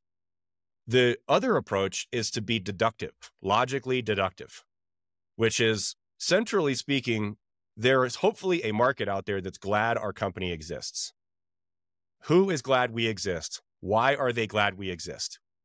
And that's shifting our mission into something that we call your role, the role you play in the world around you. Who is glad you exist? Why are they glad you exist? And that is a fact. That is not an inspiring idea. That is like, okay, we work with this company that does AI-based optical character recognition, document ingestion, et cetera. Why is the world glad that they exist? Well, because we get 95% of the documents scanned into structured data that normally people have to transfer by hand. Like, that's pretty compelling. Why is the world glad Warby Parker exists? Because before you used to choose between looking dumb and it being cheap and looking cool and it being expensive. And now you can look cool and it's cheap. Like the world's really glad we exist. Now, that's true. I don't need you to be inspired to believe that that is true. And now everything that we're going to think about for the rest of our beliefs, we're going to deduce from that. So we're just going to use logic to build our culture, not inspiration. So this next thing we need to figure out is, how can we understand the specific value that's created when we play this role in the world? We save people money, we save people time, we open up markets, we help people explore possibilities and potential they couldn't tap into otherwise, right, et cetera. So what's the role of core? Like, people are glad we exist because we tap into potential they had no access to before, right? Like, at the team level, at the company level, that could be a really big deal. So we know that, and we say, okay, well, gosh, that implies so much. There's so much we got to do now. What value does that produce? And then I could say, okay, once we understand the definition of value, which comes out of our role, now we can change the definition of done. So a lot of teams talk about bias to action. And, hamsters have bias to action. Like, they get up out of their straw and they turn that wheel as hard as they possibly can, and they go absolutely nowhere. But if you understand the role you play in the world and you understand the value you produce in terms of time savings, cost savings, upside, whatever it is that you do, then you can say we should have a bias to impact, not a bias to action. We shouldn't just do stuff. We should have an effect that has the result of value creation. Like, we should save people time. And now when you're a product team looking at this and you're saying, oh, here's a cool new idea, Lenny, let's do this. You can now use that as a habitat level permission to be like, oh, how does that produce value for people? How does that make people go faster, save time, get smarter, do something they couldn't do otherwise? And then you can still use that exact same vocabulary when you go sell it to them. This is how it makes you faster, smarter, more efficient, save cost. So it's like really logical deduction. And if people think that we should do something, build a product that doesn't create value, now instead of being inspiring, we can be logical. We don't build things that produce no value, right? Like, that is not a priority until we can turn it into something that does produce value. So we're turning culture into something highly usable and getting away from performative culture into logical, deductive culture. And I think that's really, really the key for most people, is to say, let's understand why the world's glad we exist. That's why we have a TAM. That's why we have customers. And what does that imply about our standards for ourselves when we execute in value creation, even down to the email? If I send some wonky email reply to somebody's question and it doesn't produce value for them, I'm not done. I need to finish the job until it produces value for them. Quality standards are baked into this. That, again, is implied. Would Warby Parker be happy? Would I be happy that Warby Parker exists if they shipped me something that's a 2 out of 10 in quality? No. So we can't make things that are 2 out of 10. And everybody has a belief. There are plenty of people that probably interview at Warby Parker that think 2 out of 10 is perfectly fine. Just get it to them. And like, no, we need an antibody to that belief. We have decision-making intelligence, which everybody believes, like, we should go fast, break stuff. or we should be super slow and get everything right, or wherever in between. That's a fun one to talk about. And then finally, you have a teaming dynamic belief, which is essentially every single human's belief of what is acceptable treatment of other human beings. What state does that put the other human in? And a lot of people, particularly like I'll pick on myself with the low politeness, will spend years thinking, I'm giving honest feedback quickly. This is efficient. And you're like, how is it efficient when it takes people 6 months instead of 6 minutes to act on your feedback because they just don't like you so much? And you have this appeal problem that keeps you out of all the rooms, that like you're not actually your utility, which, your politeness is a utility transfer mechanism, but we don't want you in the room. So you're not a business benefit in this case. So that's kind of the starting point. That's ground zero of habitat is do not build an habitat on the roots of inspiration. It doesn't work. It can work, right? If you do a super inspiring stuff and you're super inspiring people, then you probably have the artistic ability to pull that off. But even then, you'd still be better off if you would do it through logical deduction instead of inspiration. Say someone is like, okay, I'm going to improve my habitat. I'm going to improve my company culture, or I'm just going to start setting up a good habitat. What's something they can do? Like what can they do today, this week, to just start to do that? Is it sit down and think about what is the value we provide? Why do we exist? There's just something else you'd recommend. So the brain craves an answer to the question, why am I doing this? And not only are there things we should start doing, but I like to deepen the commitment in people's minds to what we should start doing by kind of thinking of it as we should start doing things that we've been negligent in doing, right? Not just, oh, this would be even better, but like we're actually causing some habitat problems by being negligent in certain things. So the primary thing that people are negligent in is answering the question, why should I do this, to their team? And saying you should do this because it's your job is a form of negligence, right? Like you're not actually answering that question in any useful way, because I could also answer that in the safety way, which I sort of just did by saying it's your job. I'm implying that there's a consequence, but I could be like, because if you don't, here's the specific bad things that will happen. You could be giving them a why in terms of reward because, oh, if you do this, you get this, or if we do this, we get this. But you could also be giving them a purposeful answer to why, which is not a form of negligence, which is to say, because our work actually matters. Like there are people out there waiting on us to ship this product to improve their situation. And they also want us to get it right at the same time. So bias to impact through that lens, we do need to ship this. It needs to happen and it needs to be right, or at least right enough in its first version. So if you have been negligent, and we all have at times, right? I'm not trying to judge, but I'm trying to convict, right? To build some conviction, to build some commitment. If you have been negligent in answering to all these minds that work with you, why we're even doing this, that's the starting point, is make sure everybody knows why, and that why is a shared why across the team, and not just the Simon Sinek big picture why. I mean, very specific why. That, for my team, when we build training materials, when we look at it through that lens of, if we get this right, this is what happens to teams and companies and products and their customers. Like there's a through line. It's a big deal. And that's why we can't do it this way, or that's why we should get more obsessed with quality, and why we should get more interdependent as a team and stop doing things that are just our own ideas, but say, hey, Lenny, I'm thinking about doing it this way. Is there anything you'd add before I hit go? And then you'd be like, oh, I think it would be 10% better if you did it this way. And then now our product is 10% better. So that's kind of the square one, is ask yourself, when's the last time our team had a conversation about why we're even doing any of this, what value it produces, who is affected by our decisions? Awesome. And if that hasn't happened in a while, that's not good. Is another way to think about this your mission? Is that a term? Yeah, I think it's an alternative to mission. I tried, and I don't want to stomp all over mission, vision, values, because I think they can work, but I think it's easier for people to conceptualize the importance of their work if they understand we are playing a role, not fulfilling a mission. Mm-hmm. And Like role implies obligation.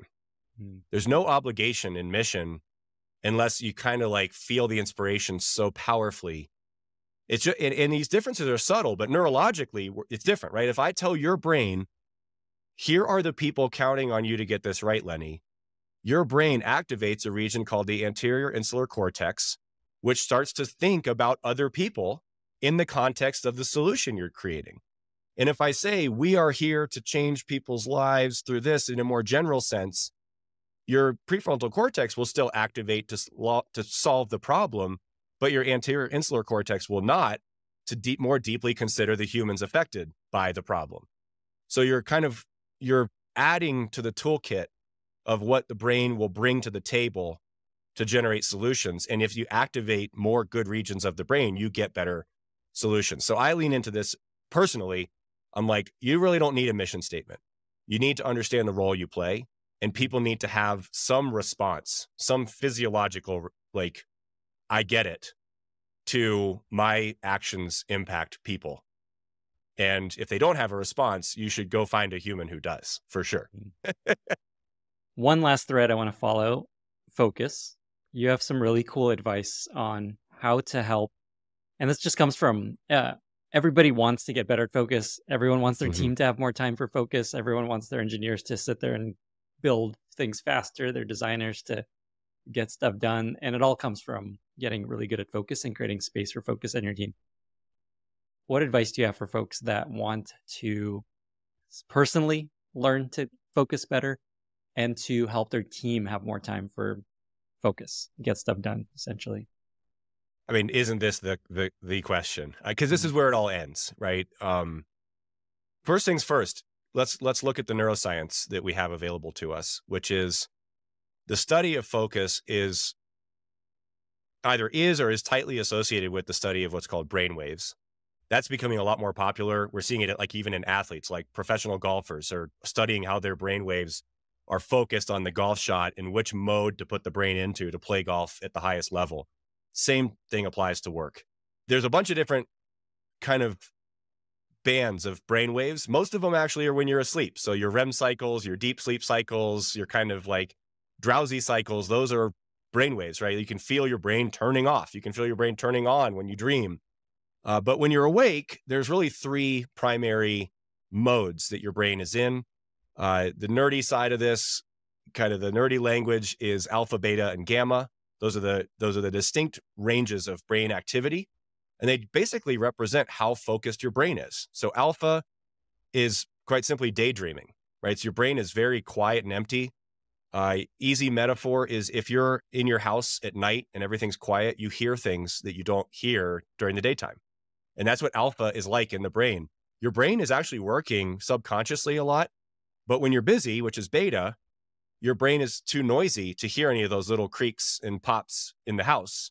But when you're in alpha, you hear stuff. So the most common setting for alpha for most people is the shower. So it unlocks this mystery of like, why do I have all these ideas in the shower? Well, it's because your brain is in alpha. It hears these little creaks and pops inside of the attic, and it unpacks them. It goes, oh, that's an interesting idea. It comes out of nowhere. It can be driving, gardening, car washing, cycling, whatever. As long as there's not too much cognitive load, then you can be daydreaming. And I'll come back to this in a second, because there's a big permission problem at the habitat level for some of these focus levels. Beta is productivity mode. So if you've ever seen somebody with a poster on their back wall that says get shit done, that's basically just a poster that says beta on it. Like, I love beta. And answer emails, have meetings, write code. And there are some gamma code, deeper thinking scenarios where you're writing code, delivering presentations, making presentations. Like, so much of our workday is beta. And it's just, some of us have an infinite amount of demand for beta work. There's just a never ending stream of stuff we could do and get done. And then gamma is your brain's intense focus. So if you're learning something really complicated, like you're learning thermodynamics in college or something like that, and you're just like, wow, this is not easy. And you have to really push your brain to grapple with these concepts, connect the dots, even remember certain things. That's gamma. And we feel that sometimes at work, that here's a problem, a complex issue that we could tackle in beta by slapping duct tape on it, or we could tackle in gamma by reverse engineering and going deep. And that's where we start to connect the dots that we talked about earlier, that focus and reverse engineering are related. That in beta, you have no intention to learn anything new to get something done, to think more deeply to get something done, to reconsider an existing process or structure or framework in your mind to get something done. You're going to utilize those things to get something done. Gamma is where like we go, I would normally do it this way. I can see why that's not the right way. I need to make something new. I need to break my framework and build a brand new one right now to do something. So we generally spend too much time in data and work. And that's both a judgment call, because I certainly have my own opinion about beta. I call it the conscientiousness crisis, which is conscientiousness wants beta, openness wants gamma. Kind of think of tying these pieces together. And it's not that conscientiousness is like inherently a crisis, but when you meet teams that haven't done any innovation, haven't rethought the market, have become insensitive to changes in the environment around them, have become insensitive to their own employee problems, and are still just kind of like, this locomotive that keeps on going irrespective of what's going on around it, it's that heads down form of conscientious beta that feels like now's not the time, let's stay focused, et cetera. So we don't want to get rid of beta. We got a lot of work to do, but let's put a rule of thumb out there for people to explore, because it's going to be subjective to every team and every company. But as a rule of thumb, if 25% of your year is spent in gamma and alpha, you're probably a lot better off than the teams who spend less than 25% of their year thinking deep and being in this more daydreaming mode. So what I wanted to circle back on is, how could we possibly daydream productively? That's preposterous. And this is where you can build in your mind, and I do have another PDF for this if people want to see it, but you can build in your mind a 3x3 grid where we have the safety system, reward, and purpose system in columns. We have alpha, beta, and gamma in rows. And we basically have a list of 9 channels that the brain can activate to generate different types of thinking.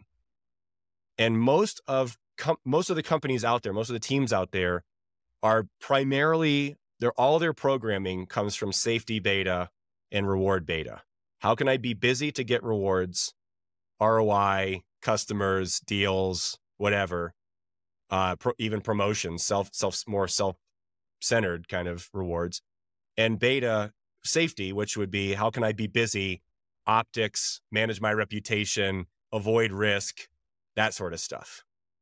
So the crisis is basically realizing spending too much time in those 2 out of our 9 available boxes is probably not generating anywhere near the ideal outcomes. And if we could instead shift to the purposeful column by answering that brain's craving for why with an answer that explains it's not about you, it's not about us, it's about other people are counting on us to get this just right. Does that matter to you? Because for most people, they're like, yeah, that's actually really cool. I can have an impact on like real stuff happening in other people's lives and in the world outside of me. So that activates. Now, all of a sudden we can say, okay, let's look at alpha across the top row. Alpha safety is when you get in the shower and all of your anxieties, worries, et cetera, come out of nowhere, out of the attic of your mind. What happens in alpha reward? It's when you kind of have these breakthroughs of how to get a deal, how to win something. Like it's daydreaming, but your brain is like primed to daydream in a certain way, whether it's about anxiety or anger, or whether it's about rewards you care about. If it's purpose, this is where, from a vision perspective, a possibilities product perspective, you're going to have all sorts of crazy, cool ideas pop into your mind if you've primed your brain to be purposeful, and then you daydream. And you can do this like in the middle of a day. Certain companies, it's easier than others, but if you can push away from your desk and just go sit in a park or something for 10 minutes, 20 minutes and calm your brain down, like listen, something cool will probably happen in your brain. I can't guarantee that, but you have to experiment with it to find out like how it works for you. And then the same thing for gamma. When you hear phrases like, we can't talk about this for the rest of our lives, that is the gamma prevention team kicking the door down and saying, we're here to get you back into beta. Everybody, put your hands behind your backs, sort of a thing. And that's where the habitat and the focus kind of matters, because you will not ever get a gamma idea from a beta mind. You will never get an alpha idea from a beta mind. So if your business needs some breakthrough, daydreaming, interesting ideas in order to create adjacencies, to build new products, to seek new markets, to better fulfill the role you're playing within this market, then team has to have permission to enter that intellectual focus state, or you're turning that channel off. You're like taking that off of the programming available through your particular subscription. And the same thing applies to Gamma. The habitat basically needs to establish that Gamma is a viable channel for a lot of work, and there's permission to go into it. You can certainly overdo it. That's why I say 25%. You don't need to spend half of your year, 3/4 of your year in Gamma. It's bonkers how smart you can be if you spend 3 or 4 hours in an afternoon in that deep focus state. You'll just do stuff you'd never do. And if you can get the team to have offsites that are Gamma focused, everybody scatter and be alone and do this stuff that are Gamma and alpha focused, that are productive, and you bring ideas back, you're just simply going to generate thinking and outcomes that you wouldn't otherwise. And it may be that 10% is right for you. It may be that 30% is right for you, depending on how dynamic your market and customer base are. But just to ask yourself challenge yourself with the question. This stuff is so fascinating. I wish we had like another hour just to dig deep into this, because it feels like just this alone is going to really transform the way companies operate. So let's try to give people something tactical they can do to create more space for alpha and gamma waves. And essentially your advice is 1/4 of your time should be spent, if possible, in alpha and gamma time. Is that right? Yeah, I think that probably is overabundance, in all honesty. But if you think about it through like the lens of a quarter, if you're going to be on a set of cadences, and this is probably the tactical advice, is like, look at your cadences and say, at the quarter level, that's probably the right level of fidelity for most people to look at their calendars in terms of like, what big stuff should we be doing? Because 6 months is usually too long to do anything big. Too much has happened in the world. Year is definitely too long to wait for a cadence to kind of kick in. So quarterly is really good. And what's nice is when we cluster our gamma time on this quarterly cadence, we can take a lot of the stuff that would be what we call calendar invaders, these random conversations that come up out of nowhere, and we can be like, well, we're getting ready to have an offsite, this quarter's offsite in 2 weeks. Can this idea wait until then to be processed? So you kind of get this nice little black hole effect where a lot of distractions have a new home because you've actually said, we're going to distinctly do stuff. You're saying yes, but not now to a lot of distractions. But yeah, I think that's the ideal cadence. And that for some teams, it needs to be, maybe a half a day or a full day. You'll figure it out based on, your own business. But what per quarter is a necessary amount of time for us to break beta and go into deep thinking analysis mode? How healthy is our operation? How smart are we being? Are we delivering value? What needs to be reevaluated from the market's experience, the customer's experience, the team's experience?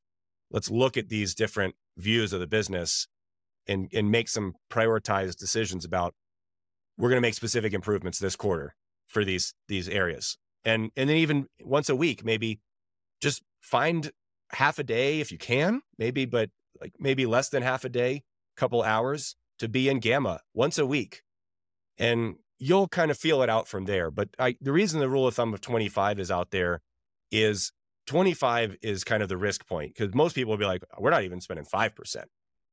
Or the perfectionist team might be like, we're 50. So if you're far away from that rule of thumb, that's a pretty good indicator. It's a good time to audit yourself. When you hear the term deep work, is that generally referring to gamma time? Yeah, people can use that term in a couple of ways. I think a lot of people call deep work "don't bother me beta," which could be one. Yeah. And other teams might call gamma deep work, that's probably more appropriate. I think "don't bother me beta" is for some teams, they need to be told like, no, use this time not just to not be interrupted, but to think differently about problems, to think about, is the architecture even right? Is the like, is the way we are thinking about this even right? Not So just get a it's lot of yeah. stuff So done. it's not just like sit in your email and write documents. It's actually try to think about bigger problems, things that are Yeah. challenging your brain, not just like I'm just productive, getting stuff done, getting stuff done. Awesome. Something that worked really well for me, similar to what you just recommended, is having I had 2 blocks of time during the week that were 2 hours or 3 hours long, or it's just don't bother me, deep work time. So I had it, I think Wednesday morning and Friday morning for like 2 or 3 hours. And actually in the calendar is like, if you book something during this time, I will slap you. And that worked really well. And nobody complained. We covered a lot. Here's the things we've covered. I was just taking notes on all the advice that you've shared. How to help people run better meetings, how to get better at developing vision for their team and company and product, how to be a better influencer, how to build better relationships, how to create a better culture for your company, how to create more focus and more productive focus. That's a lot. I'm very proud of our conversation. Before we get to a very short lightning round, because we've gone pretty long, I want to keep it Sure. short. Is there anything else you want to share or leave listeners with that you think might be helpful before we No, close up? I don't think we need. I mean, there's certainly a lot more that Yeah. we could talk about, but I think we don't want to melt any minds. We want people to kind of walk away and be like, I can do that, I can do that, I can do that. So definitely pick, 2 or 3 wins. I kind of call them pots of ocean to boil instead of oceans to boil. Mm. So like get a few pots of ocean to boil first, and focus on that for sure. And definitely make one of those pots, if it's a problem area for you, what kind of experience you are. I mean, that's central to everything. Everything else works better in the whole system once you've boiled that pot of the ocean, and then things get easier. And then I guess the only last thing I would add is think of everything we've talked today. It might help to put some language to it as floor risers and ceiling risers, because your company has a horizon of performance that you're heading into. And there's a bottom end of that range and a top end of that range. So as you get better at meetings, not only are you like increasing you're raising the floor to get rid of bad meetings and waste. And you might be saving a ton of time or converting useless time into useful time, but you also might be raising the ceiling. And I would be really specific with yourself and your team about which outcome are you chasing? Is it both? Is it one or the other? And say, like, we're actually trying to raise the floor so that our performance never goes below a certain range. We get faster, smarter as a result, fewer mistakes. Or are we actually trying to uncap a ceiling that we're dealing with right now, especially around things like strategy and vision? If we feel that those conversations always end up feeling like inconceivable arguments, we have a ceiling on our business's performance. As a result of that, can we raise that ceiling and explore a higher horizon of performance for the business? Amazing. Evan, with that, we've reached our very exciting and very quick lightning round. Are you ready?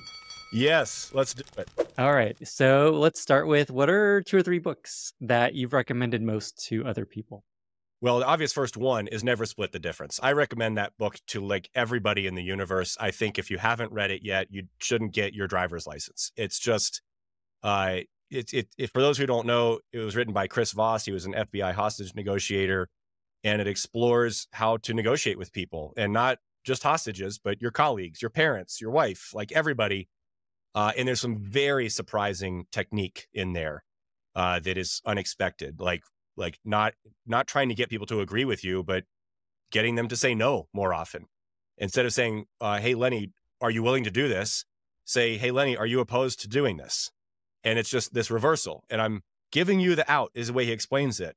There's a whole bunch of other technique, but the more of that technique is in a team, the better. The better the team does. That's the no-brainer. The second one, I would say, since we've kind of covered this topic a little bit about habitat today, uh, if you enjoy reading books that are sort of root canals, but you're better off because you read them, there's a book called not Never Split the Difference. There's a book called The Person and the Situation. It was written by some researchers, some psychological researchers, and what it explores is the difference between how personality influences your behavior and how the situation you're in, or like we talked about, the habitat you're in, influences your behavior. And if you're not yet convinced that either of those matters, like, oh, it doesn't, I'll do what I do and regardless of the habitat, or I'll do what I do regardless of who I am, that book will melt the face off of that existing mental model conclusively. It's really valuable knowledge to understand the mechanics of how the situation influences the person and how the personality influences the person. And then I guess the last maybe we'll put a fork in the road of a choose your own adventure. If you're a real student of the game and you want to go 10,000 leagues under the sea on this stuff, there's a series of books called The Cambridge Fundamentals of Neuroscience. You can find it on Amazon. A lot of them you can just get on your Kindle for a lot cheaper than the library decorating version of it. But that is bonkers. It talks about how your brain applies to intelligence, emotionality, relationships. It's incredible knowledge. If you instead want to keep it more in the experience, the part of the world you experience and can see, and not the brain, Thaler wrote a book called Misbehaving. It was kind of the major book about behavioral economics. And again, we spend a lot of time in companies talking about the way people should act instead of the way people do act. And behavioral economics is essentially the version of economics that's about how people do act, not how people should act. So I think that's a great field of study. And then again, Robert Greene's whole library is super valuable, especially human nature, if you're into kind of that. He's a little darker of an author, certainly kind of doesn't pull punches about human nature. So those are all great books to explore. Do you have a favorite product you recently discovered that you really love? I look more at the category level of products. I really like products that have great ergonomics. A lot of people underestimate the value of what it feels like to use the product. Are things in the right place at the right time? I just started this newsletter that's kind of like how do you break all of what we do into bite-sized pieces for people who are super interested in this stuff to get something weekly. And it exposed me to Beehive, which is a very well designed newsletter platform, high ergonomics. I don't ever find anything hard to find. I can get things to work the way I want them to work.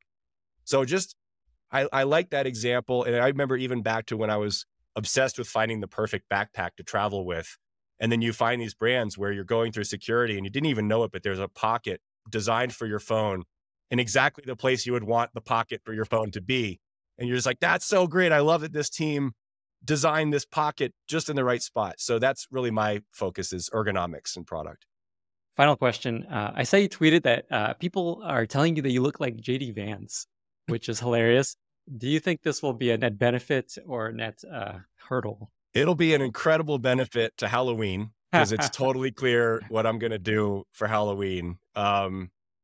Yeah, I mean, I guess I'm going to have to see what people in the street. Fortunately, I live in Park City, so I don't run across a lot of people in the street who want to yell at people. But if I lived in, Chicago or something like that, I would have no doubt somebody would come up and throw something at me. But yeah, I'm neutral on the topic so far, minus the Halloween bonus. We'll see. We'll see how your life changes. Evan, this has been amazing. There's so much richness to this conversation. And like I said, we've covered like basically everything people want to get better at as product manager, you could say. Two final questions. Where can folks find the stuff that you do to dig deeper, to learn more deeply from you? And two, how can listeners be useful to you? Yeah, I mean, they can certainly find a lot of the stuff we do on our website, core-sciences.com. Find a link to that profile you talked about on there, which can be super fun to take and insightful. The newsletter, all the stuff that we do, you can kind of find out there. And then certainly Twitter. I mean, I've always been like really prickly about people that get on Twitter to post only and not to interact. I'm kind of the opposite. I really love people's questions and pushback. And just yesterday, I probably spent way longer than I should have out of my portfolio management, approach to time, just on a thread where I was talking to this really interesting woman about this debate almost about the probability of people doing things, based on their beliefs, which was, and we had some kind of bystanders watching the whole thing happen. I had a meeting with a good friend, Rod, afterwards, where we talked about how that all went. So I love to talk to people and answer questions. And I'm sure people will have plenty of questions that they'd love to dive deeper into. So I'm on Twitter for sure. And then how you can help me. I mean, fortunately for me, I'm in the business of helping other people, whether those are individuals, teams, companies. So the most helpful thing to me is you helping yourself. So if you find our content valuable, if you want to have awesome managers or anything like that, in this sort of science-based, kind of more efficient approach to getting there would be interesting, then reach out. We don't bite. We're pretty easy to work with, and that would be super fun to have a conversation about what your team needs. Evan, thank you so much for being here. Thanks for having me. This has been really cool. Yeah. Same for me. Bye, everyone. Thank you so much for listening. If you found this valuable, you can subscribe to the show on Apple Podcasts, Spotify, or your favorite podcast app. Also, please consider giving us a rating or leaving a review, as that really helps other listeners find the podcast. You can find all past episodes or learn more about the show at lennyspodcast.com. See you in the next episode.